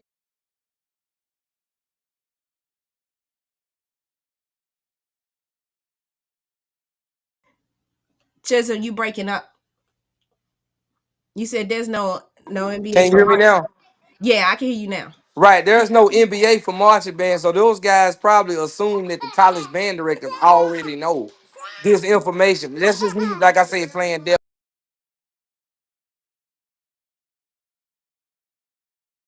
I don't know. I don't know if they don't know. I think they don't care. I think at the end of the day, they just want to sell tickets. And we're gonna buy tickets. We're gonna complain and still buy tickets. They're gonna study. I always say promoters and marketers of high of very secure organizations like your Hondas and stuff, they know us better than we know ourselves as a market. And so we can complain all day long, but I think they'll take some of the things into consideration that go back to the board meeting, and they'll say, have they gotten a lot of feedback saying they want to see a scorecard? And to be honest, I started talking scorecards about 4 years ago, and you would have thought that the ninjas was ready to have me burnt at the stake. I was like, what did I say so wrong? I said we can't. Why can't we come up with? Oh, we don't want to be adjudicated, but here we are, every battle of the band, every band of the year, something. People not happy with who got chose, how they got chose, who was the adjudicator, who was on the panel. And we always back to square one. Why can't we judge each other on basic stuff, at least as a start? Like, why can't we categorize what it is? Do we really know what our craft is at this point? People always say, our craft, the culture, our craft, can we even define it? Can we name it the thing? At this point, I don't know if we can name it because we can't even agree that regions are different. Go ahead, Herbert. Yeah, I think you bring up a good point. I also think that that goes to you know educating people conceptually about what the craft is. The more you understand the history and the bands, and you know what why why band A looks this way and why band B looks that way. Why Tennessee State is Tennessee State. Why Southern is Southern. Why Alabama State is Alabama State. Why Alabama State and FAMU are kind of sister schools. You get a general idea of the relationships between programs, and you get a general idea of the stories that can be told about how the programs are related, you know, how programs are similar, how programs are dissimilar, what programs do well, what programs don't. Like, people look at Texas Southern and Southern, for example. Um, they wouldn't think that there's too much of a relationship there, but that's not really the case. You know, there's more of a relationship there between Texas Southern and Southern than Southern and Grambling, even though that's a rivalry. Um, Bethune Cookman and Florida A&M is a rivalry, one of the biggest ones we got. However, people wouldn't know that, past a certain point in time, because Bethune Cookman's band program, you have to actually tell the story. One of those guys isn't here. Used to be our band director, Dr. Bray. Um, and I think that's where a lot of where that knowledge starts at. That innate ability to really tell those stories and to create a competition framework starts at, particularly for audiences that are new to what we do, that are that are asking for the transparency in terms of how we evaluate things. So now, I think the one complaint that people had about the band of the year, um, was that it wasn't transparent enough. Was that you might look at you might have a poll drop once a month, all the way up until the event, and then you look at the poll drop and you look at the scores, and you're like, okay, all right, um, you know, people are actually thinking about, okay, so what show was sent in, you know, how good did that show look to the adjudicators, what was evaluated, because a lot of us that watch bands on a regular basis, might look at, say, a Bethune Cookman, and know that they look like one uniform instrument, but they really don't take a lot of chances on the field. Um, Conversely, somebody might look at Southern University, who's, I mean, they execute, patterns and motion type drills, and things of that nature with the best of them, including Big Ten schools. But they take a lot of chances. So there's a lot higher margin of error in terms of how they execute. So when they do execute, it looks great. You know what I'm saying? Same thing with Norfolk, or same thing with North Carolina A&T. Both kind of have hybrid styles in terms of what they do on the field, but they've gone hybrid because it's easier to execute, and it's easier to look clean. It's easier to convey a message to the audience, to tell a story. So, a lot of those things are very nuanced, detail oriented things that can be adjudicated. But again, that starts with having an innate knowledge of what the craft is, history of the programs, all of that stuff. So, And I'm glad you said the variation, Herbert. There, just because we have variation doesn't mean that at the root of it there is a theme. I'm talking to you as a arranger and composer connoisseur. We know form. Everything has a variation, but at the root of it, there's still a theme. There's still a theme. There's some things that just, and we can really leave space, like you're saying. We can leave space for those variances, because you know how I know we can, because we do it in high school. We do it in high school. I've had the privilege to adjudicate King's Fort. And at King's Fork, there is space for us to address the variations that we'll see. One, we group people by the size of their ensemble in their class. I don't know where we got this, if putting, David versus Goliath is a fair matchup. We wouldn't do it in boxing. I'm a boxing fan. I would never get in the ring with somebody that's 250 pounds. They're gonna knock my ass out just by the sheer fact that they have enough numbers to absorb error. And we don't talk about that. I'm sorry, just being honest. I can fight, but I ain't fighting somebody that's 2 times my size, and I'm gonna wear out faster. My armature's gonna get faster. People don't think those things exist. Yeah, it's real, because it's real in other aspects in other sports. We say that That's, marching band's a sport. that's good to know. I was just it's good. You're a wild mongoose. Shut up! I knew you wasn't gonna leave me alone tonight, David. But that doesn't mean that my small band isn't good. And I think a lot of what we have gotten to the point is we are trying to rate apples and oranges when we can really categorize this stuff. We really can, because high school does it. And I call BS when college say they can't do it. Just say you don't want to do it. And say you don't want to do it for a various amount of things. That means you got prep different. Just say you So don't you want don't have the time. you don't have the time, or you might not have the know-how, and I don't expect you to admit that publicly, because ego is a hell of a drug. Go ahead, Herbert. Yeah, I gotta tell you, man. Anybody that has a good recent history of Honda before it left, Atlanta for a bit, um, knows exactly how really outstanding performances raised the bar. First, you had Norfolk.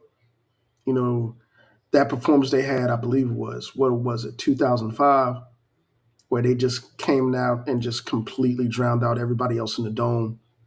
Um, I mean, I remember I was there in the house for that performance, and there wasn't anybody talking about anybody else except for Norfolk after that show. Um, Conversely, North Carolina A&T coming back and doing, I think it was what, 2014, where they implemented a lot of the tri-line stuff for DCI. That blew people away. Um, I mean, and it's one of those things where when you have instances like that, that's what adjudication is about. That's what that's the whole idea of being able to, push people to be more creative, to be, you know, more creative in terms of how our shows look, how they convey messages to the audience, how they, how we introduce the craft to a new generation of musicians. The last thing we want is for people to just look at bands and say that we're one or two dimensional, because there's nothing further from the truth. You know, um, that's why it's very important that we catalog and we detail exactly what we do on a regular basis from start to finish. Whether it's starting a pre-drill, how hard we work, and in August before nobody, anybody else is in school, um, to the end of the season and what we do in the off season. That all of that stuff is part of the story, and I think the more we're able to communicate that to general audiences, the more compelling it is for people to really get engaged with what we do. So, And brother, I said in the chat, you're giving us a dissertation on how we function and why we function the way we function, and how we can function better. Because I think everybody, and I think Chisholm had to go. He got the kids, and Berger, he got the kids. And listen, this is a family show. I only got one kid, and my husband took that kid out the house, so I'm free for a few more minutes. But Kid yourself. yeah, for now. But we can function better. Like, we can. I'm at the point, and David, you can chime in, that I don't think we want to. That's really what it's about. I It's just don't think we want to. it's kind of it's to me it's kind of, do I really want to, and do I really feel like it? Is it gonna, how is this gonna benefit me? How is this gonna benefit my program? What will this does my president approve of this? Especially because, to me, if you know how your president is, will he or she approve of this? You know, do I want to get wrapped up into this? How much time is this going to take? It's kind of like Herb said. You're to me, you're telling this is the experience of why you joined the band, why you went to a college HBCU band. This is part of the experience. This is the story that you're telling. But we have gone so. I feel like we have a reason to be protective over what we do because let's We just do white people steal shit. a Just lot to I'm a gonna say, lot of the glamour, and it's, as a media person, it's partly my fault too, because I stream it and show it 24/7. Whether it's on Facebook, Instagram, you can find us we can everywhere. consume it It's at the drop of a 24/7. So some of the glamour and some of the luster and is worn off, but that's still no excuse for why we can't put on a damn good show out there. That's still no excuse for why we're having arguments about, well, I prefer a stands than field show. We're in the band. You are supposed to excel at both. What are we talking about? So I mean, I get that everyone prefers one over the other. I'm still a field show guy. I came out of a time where field shows mattered. We got to get that drill right. It's raining. Mr. Chambers would say, "We going outside. yeah. We That's got to get that drill right." shout out, rest in peace, rest in peace. He's the first band director, one of the first male band directors to come to my room and not tell me that everything I was doing, instead of trying to fix what I was doing, he empowered what I was doing. And that is how Dr. Chambers was. He came to my band room when all I had was naysayers, and he said, "You're not doing anything wrong." He said, "You're not doing anything wrong. Everything around you is wrong but you." And that's what he said. And that was the first time I felt like I was like, okay, so I should be doing this. Um, but what you're saying, David, is that we do consume it so much. Um, we consume it so much that we disrespect it and we take it for granted. And then we get mad when the people who don't look like us, I kept trying to warn us. I'm telling you, because I sit on some boards and I sit and I hear the conversations, and they won't say a lot of stuff around you, but they'll talk around something all day long. And I said to myself, if we don't take over our craft and put a standard on it, they're going to make a standard for us. And lo and behold, we thought Honda was the only one. Now we see about 3 or 4 more big entities doing the same thing. And I'm not saying they're wrong for doing it. What I'm saying is we didn't respect what we do enough to organize, to unify, and to put it together in a way that would be um, the most respectful and the most authentic to what it is that we do. We missed that. We After the pandemic would have been the perfect time because everybody had to hit reset, and instead everybody said every man for themselves. And now we here having this conversation on my show and other places about how we don't like how they do this and do that. It's like we gave it to them in a gift wrap box. Gave it to them. Go ahead, Herbert. I saw your finger. Was that your finger? Yes. Yeah, I think you're absolutely right. I think one of the things that really bothers me, being, having been in the media space for the short period of time that I've been, is that whenever we cover our own events, whether it's sports, whether it's the culture around sports, um, folks don't seem to get just how marketable that stuff is. There's a reason why, the Sonic Boom of the South, or the Human Jukebox, or the Mighty Marching Hornets, or any number of bands attracts eyes. They entertain. You know, I mean, we're getting to a point where people can look at Texas Southern or Southern and just take a glance up at the television. Oh, that's the Human Jukebox.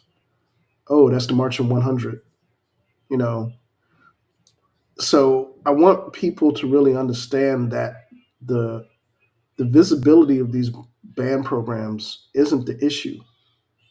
The issue is ego, and the issue is being able to monetize the craft to benefit us. And that doesn't just go for bands, that goes for our athletics. I know we're probably going to talk about this on HBCU nightly this weekend.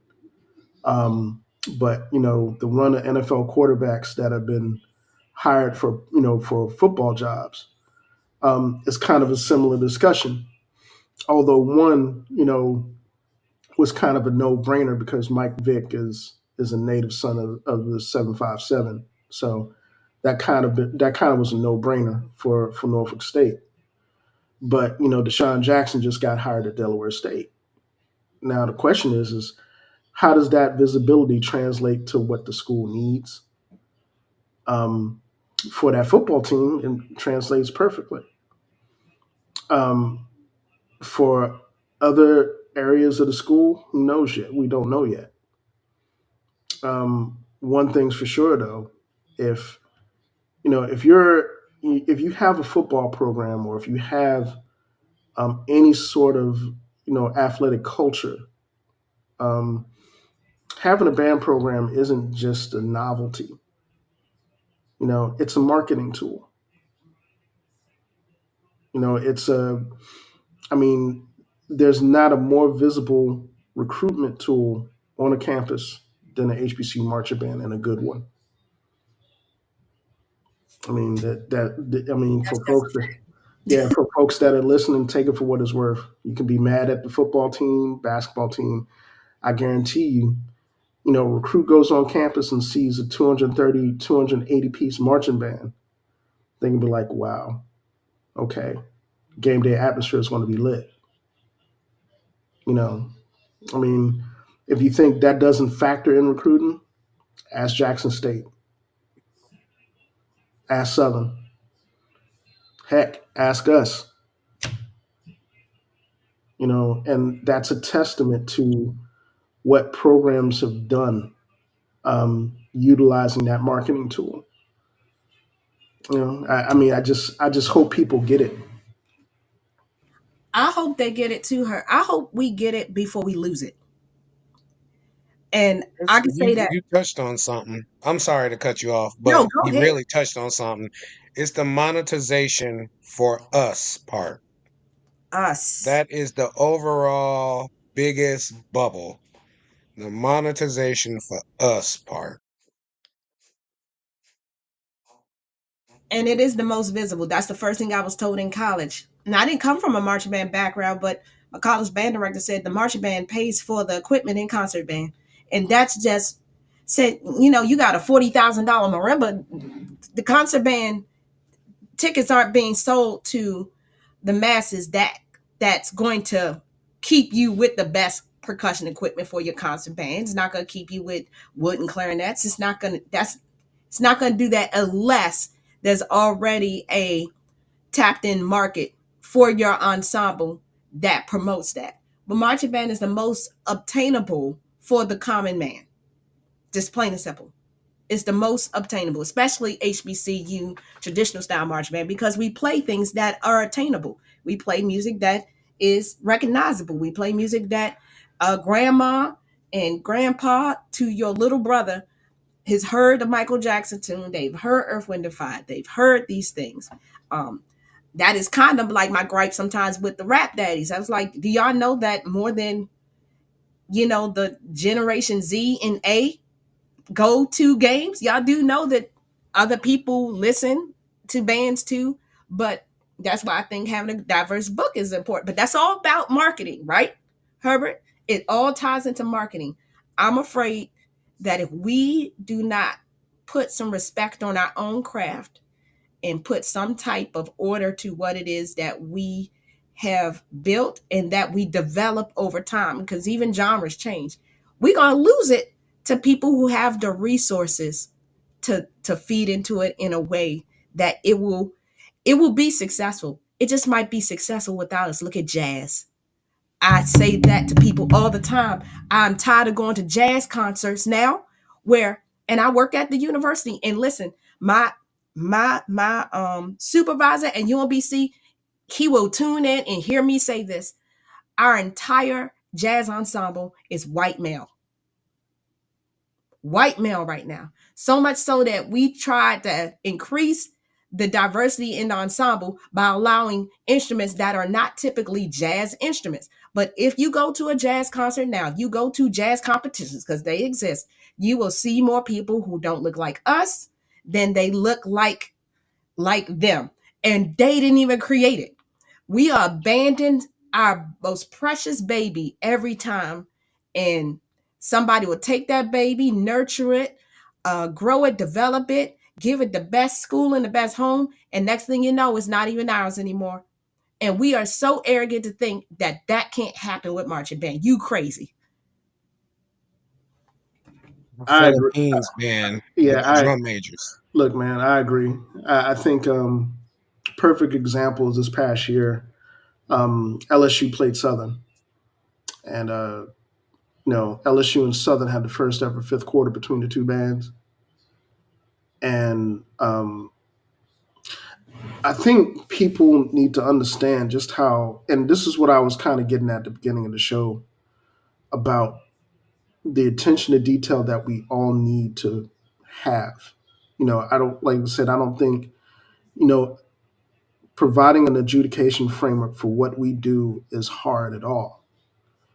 It just means that we got to put ego aside and actually be very detailed about what we consider the craft, what we consider important, what we don't consider, what we consider entertaining.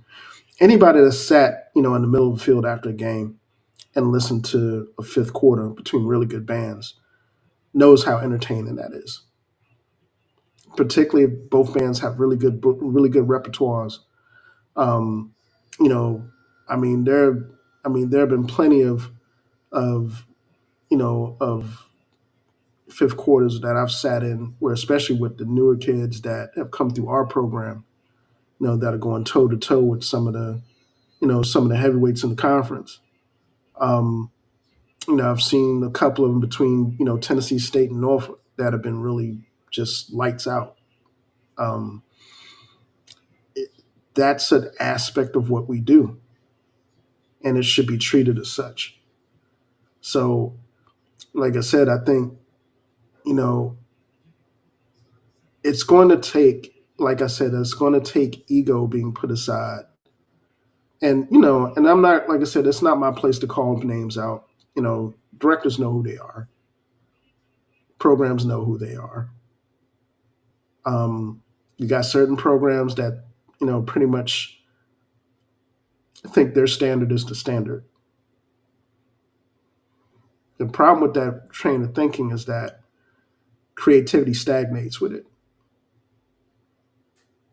Your audience, may watch a show and have a preference, but they also watch how you execute and how you sound and what story you convey. You know, programs that, are constantly trying to improve the on-field product, kind of constantly trying to improve the sound. Newer programs, particular, because they're trying to get that visibility. They're trying to build audiences and they're trying to build that following. Don't have to necessarily worry about that. You got programs that are rebuilding, that are trying to get back to where they were at.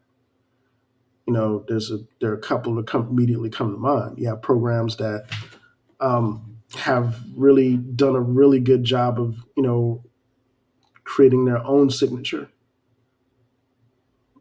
It doesn't matter what conference they're in. You got smaller programs that are really kind of making a name for themselves. That's what the craft is about, and that's why it's important to be able to document all of that stuff and to take the performance art seriously, because that's what it is. It's performance art. It's competitive performance art. The only difference is we don't wear cleats on Saturday. We wear spats. But when we watch those things, Herbert, man, you just dropping gems and diamonds and rubies. You're just dropping all of the things right now. And what's crazy is we can accept sports having rules. We right? Get anybody arguing with what the criteria of a touchdown? Like anybody arguing like how many men could be on the field at the same time? Are we arguing this? No, we're not. But when it comes to band, we are arguing things that could be as simple as those things.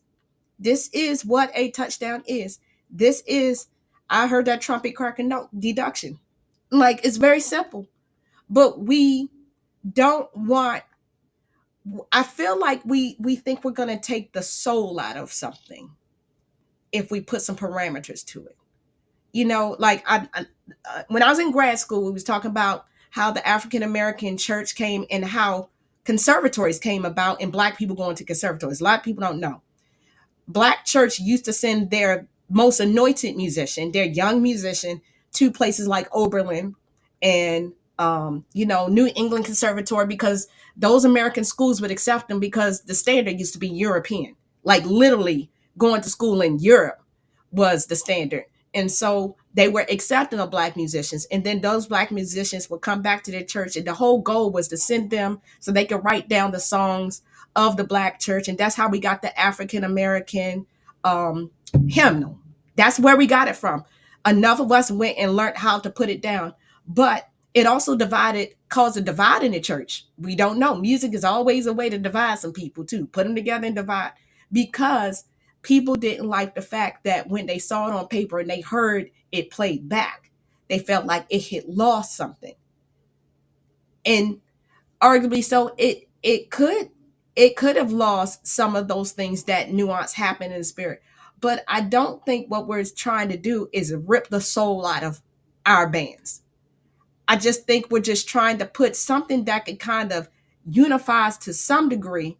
So when we lead the table, everybody knows where they can improve and everybody knows where somebody's succeeding. I think the bigger issue is if we start putting those parameters around our band, how many people won't be viewed as doing as well as they are currently by the popular vote doing. If we put a numbers rule on things, if we put a numbers, if we put you can only put 120 on the field, how would that change how some of us program and how we put bands on the field? If you couldn't put 280 out there, if you can only put that 96 block out there, how would that change? Would we be, if you couldn't have, if you were in a category and said, oh, you don't have no woodwinds, you're in this category. You have woodwinds, this category. We don't want to be judged like that, because people like having the upper hand. Let's just be real. People like the upper hand. Yeah, I think that's a great point.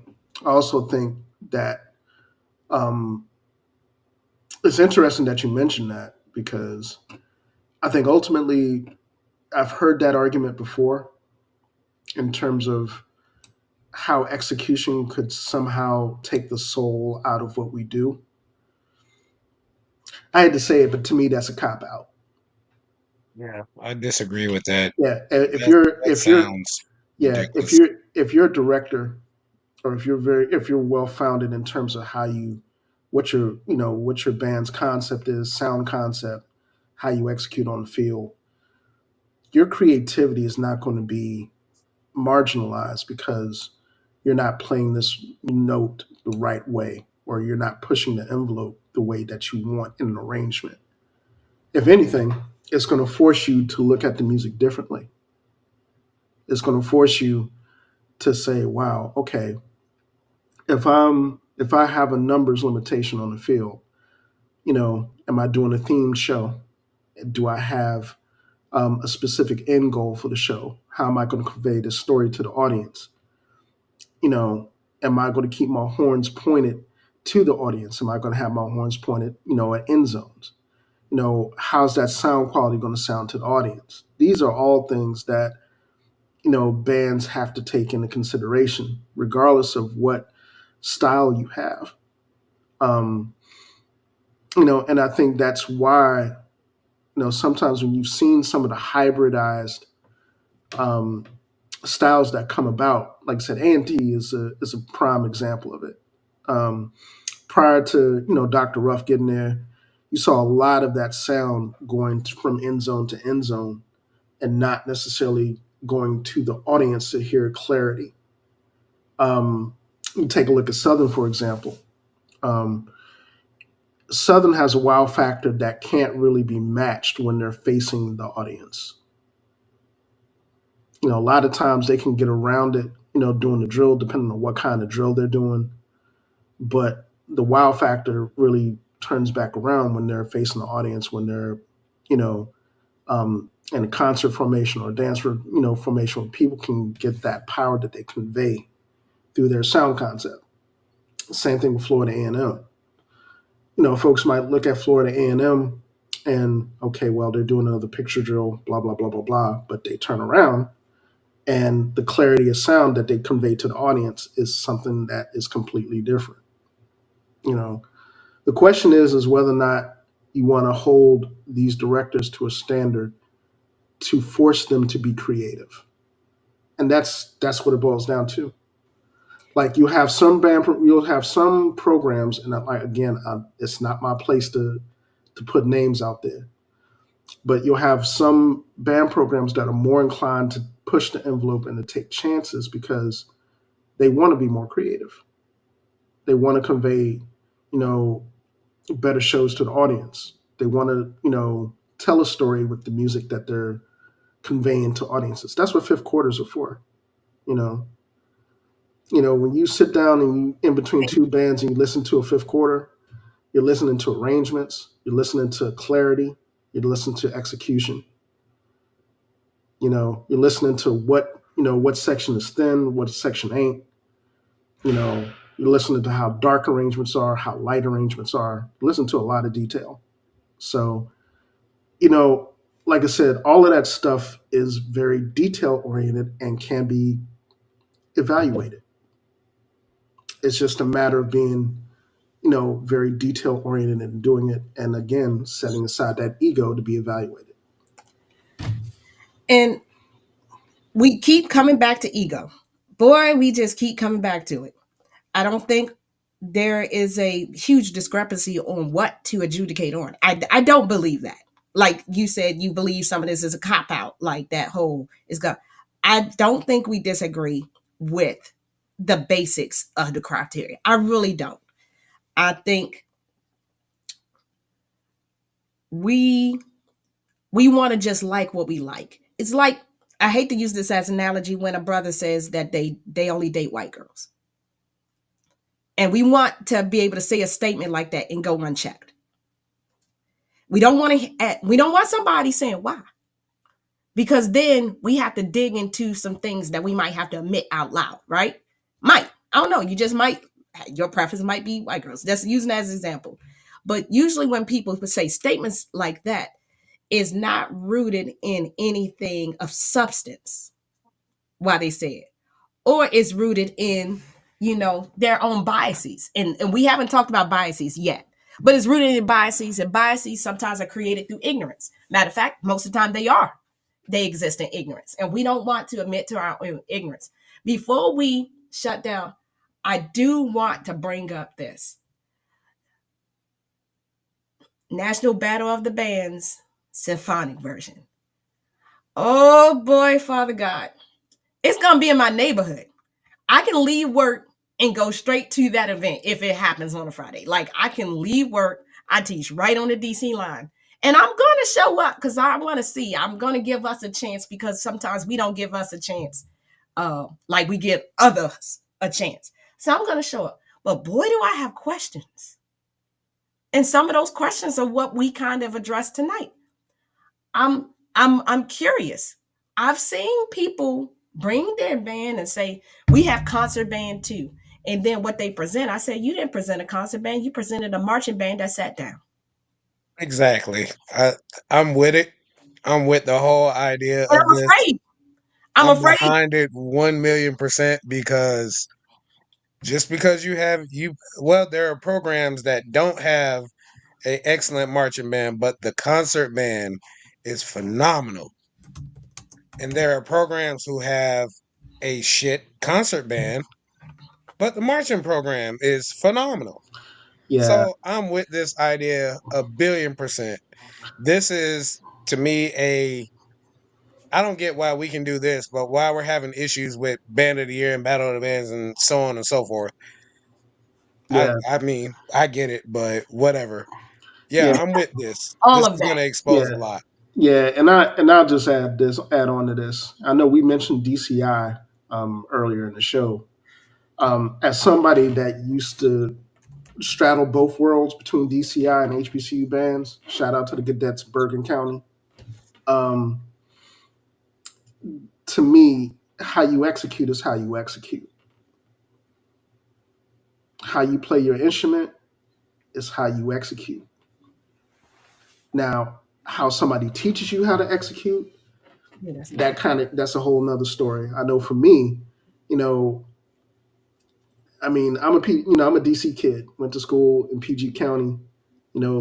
Lloyd Hoover, yes represent. sir. Eleanor Roosevelt, yes sir. Okay, you Uh, went to and see Eleanor Roosevelt. If people don't know, has a history of a phenomenal concert band in an Sa- all-black county. Sally Wagner, yes sir. Sally Wagner Yeah, that was my band. That was my first band director. has a history of superior ratings in grade 5 and 6 band Yeah, in an so all-black county. yeah, I'll just say this: that background is why I was able to survive at UDC and survive at Alabama State. Because if Because you can play, you can play. yeah, because yeah, and Joe, my boy Joe Lynn, I hope he's listening. He was my section leader when I was at Alabama State. He had it out for me. We're cool now.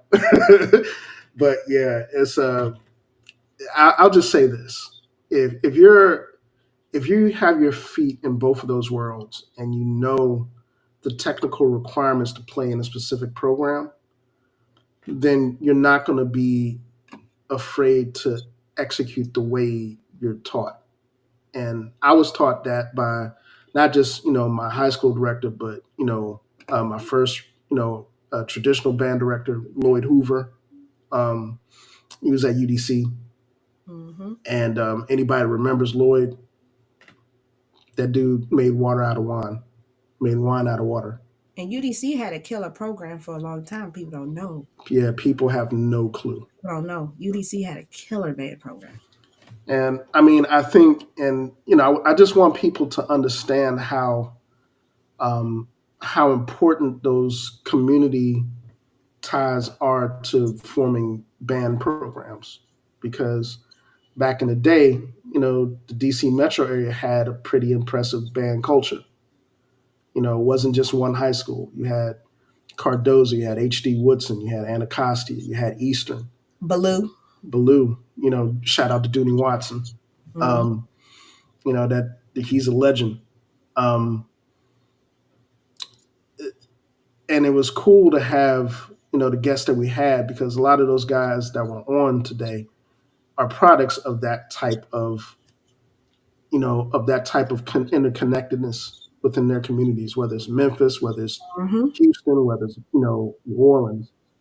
There's a music cultures that are there that help feed into what we do, and that's why I kind of scoff at the idea at what we do not being able to be evaluated, or um, not being able to be adjudicated. I think it cheapens it. Yeah, I agree. It cheapens it.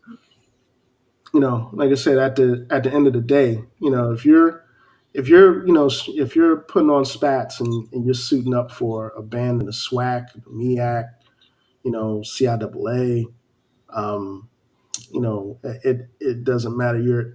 You got some talent, and the bottom line is that if you've got enough talent to put that dedication in it, the craft deserves to be evaluated as such. Hmm. You know, And the key word, if you got enough time to put this much into it, Why can't it be evaluated? I think that's a good wrap up with the symphonic band. I hope, I pray that what doesn't happen is we don't just pick the most popular names out of hat and miss the Oh, opportunity, yeah. because I couldn't believe, I had some people message me. The first time I went to the HBCU consortium was the first time it existed. I was a student.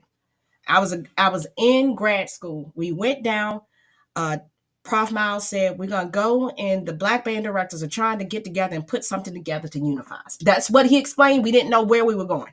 He just told, like, but I called the A squad musicians. We going in the concert band and we're gonna play this music. And I couldn't believe how many people were astonished that we didn't suck. Like, not just astonished that we suck. And it happened again in 2018. Morgan ran a clinic on how to produce a grade 6 program. So much so, I had a conversation with Professor Carlton Wright, and we were sitting eating fried fish last summer. He said I had to shake his hand. He said I had to That's my shake his dude. hand. He said I never met Melvin and Miles. I said, but those kids can play. And I just remember hearing all the things. Oh man, they probably hired people. I said, no. If you don't know anything, you may not know about Morgan's marching band, and I will give that to you. But Morgan has always had a grade 6 concert band.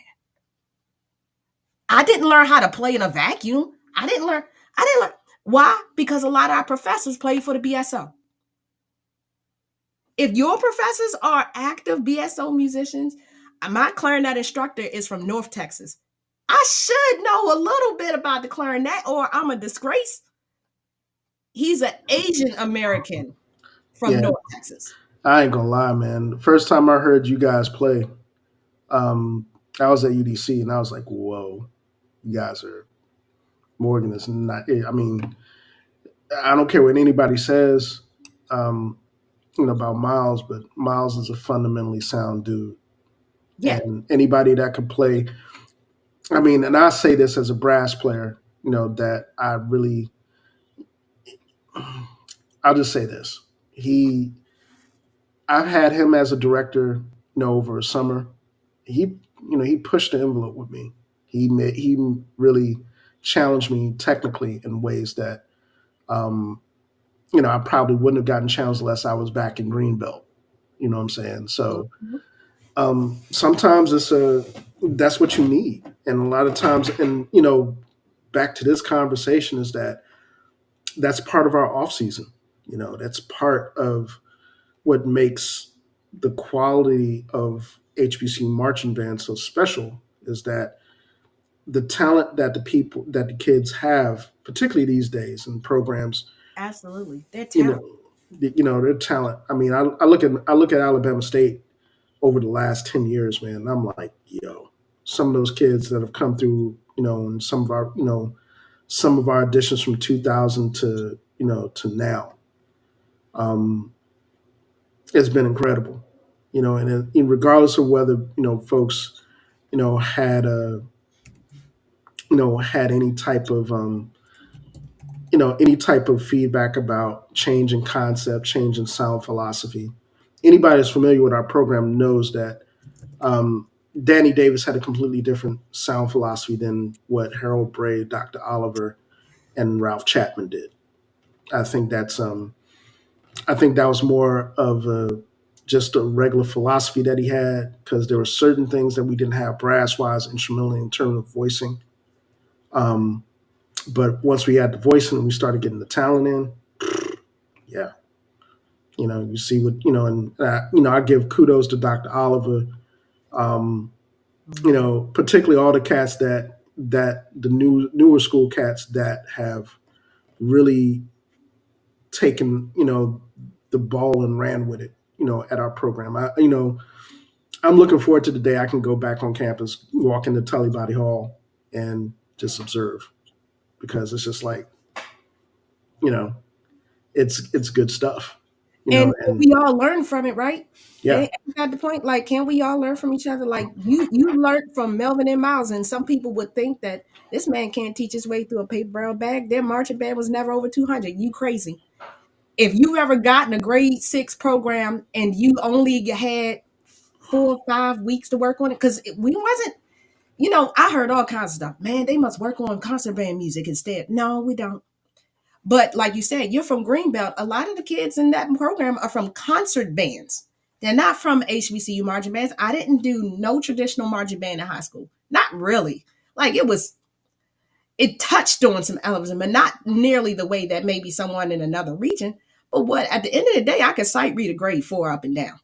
Like music is music at the end of the day. And I think we really are missing the mark when we gatekeep our own culture to a point where it doesn't grow anymore.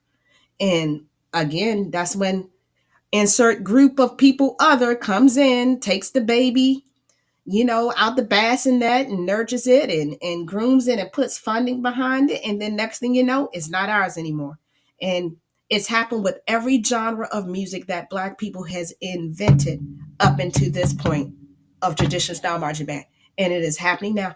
And I think imitation is the best form of flattery, but at the same time, it's lost its authenticity.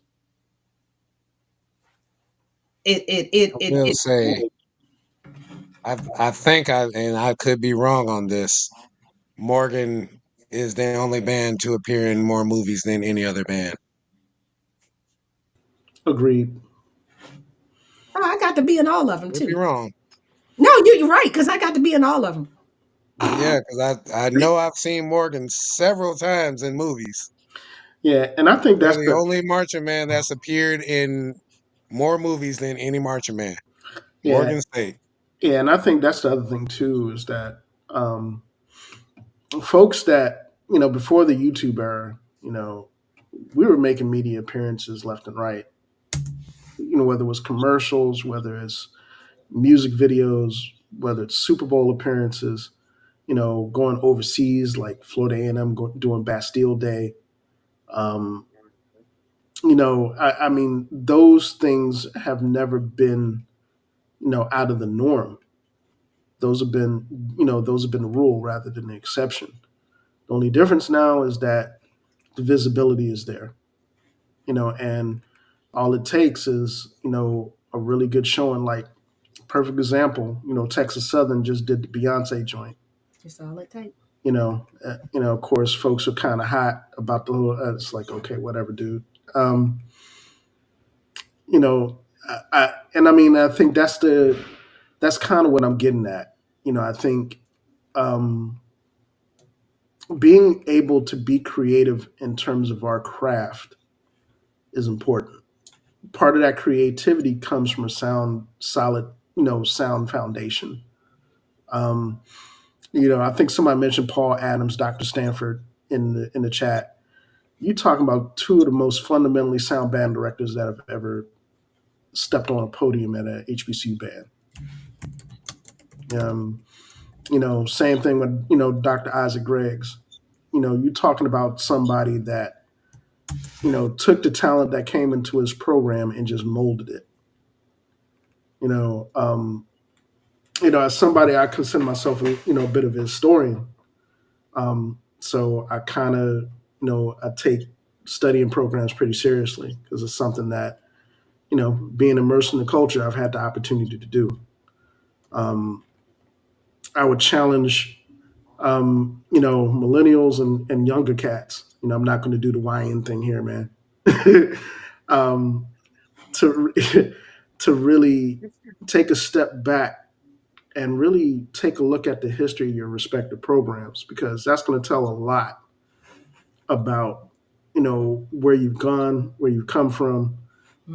Even I don't have a lot nice to say most of the time about Alabama A&M, but for obvious reasons. But I'd be remiss to say that those guys are what Carlton Wright is doing up there is solid work. Um, that's about the only about the only compliment I'm gonna give outside of Classic Week. But that program is transformed in ways that I can remember Magic City Classics that we've played, and it's just been like the sound quality is completely different than what it was. Um, same could be said for, um, I know, Bonds is kind of catching some heat at Valley, but and I want to also kind of say this because I know they're getting ready to do inauguration and he catching a lot of heat, but I want people to kind of understand where Valley is at.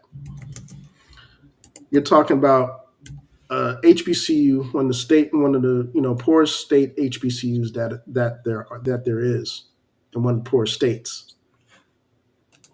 Asking the government, asking the state government to fund them going to march at inauguration for somebody that probably could give a rat's ass on whether or not that HBCU survives or not.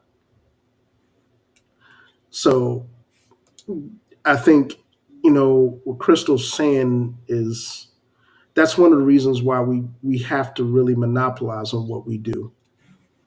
So there aren't any situations where you know a band has to kind of do the minstrel thing for people that don't respect what the craft is.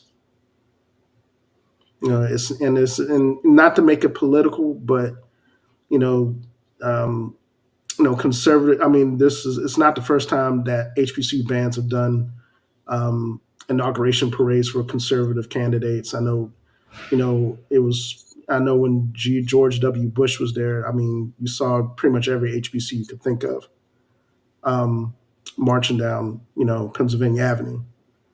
So that's not it. I think one of the things that we have to really be very serious about, and I challenge all directors and everybody that has the blessing to be in front of students and be in front, be at the head of a band program, is just recognize that you've got the biggest marketing tool on campus, and it's important to let your administration understand that, not just say, "Hey, look, we can bring you revenue, but we can bring you students, we can bring you visibility."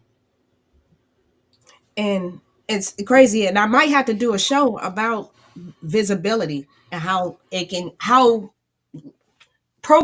life changing it is for a program, um, especially those that once wasn't visible to now become visible, and how much more support happens because of that.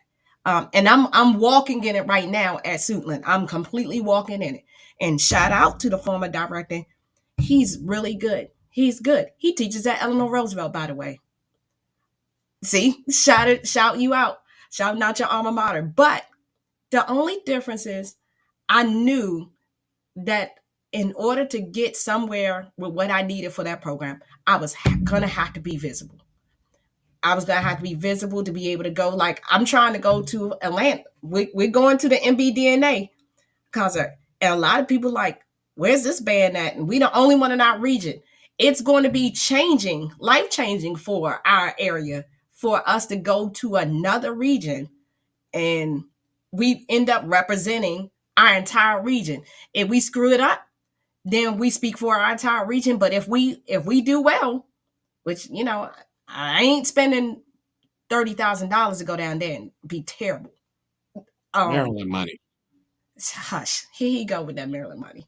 But we got invited, and everybody's getting behind it, and not just. And this is, I guess, a good closing. Not just my school, but other people in other schools and other high schools and their band directors. Because if one of us make it, we do understand this in the richest all Black county in America.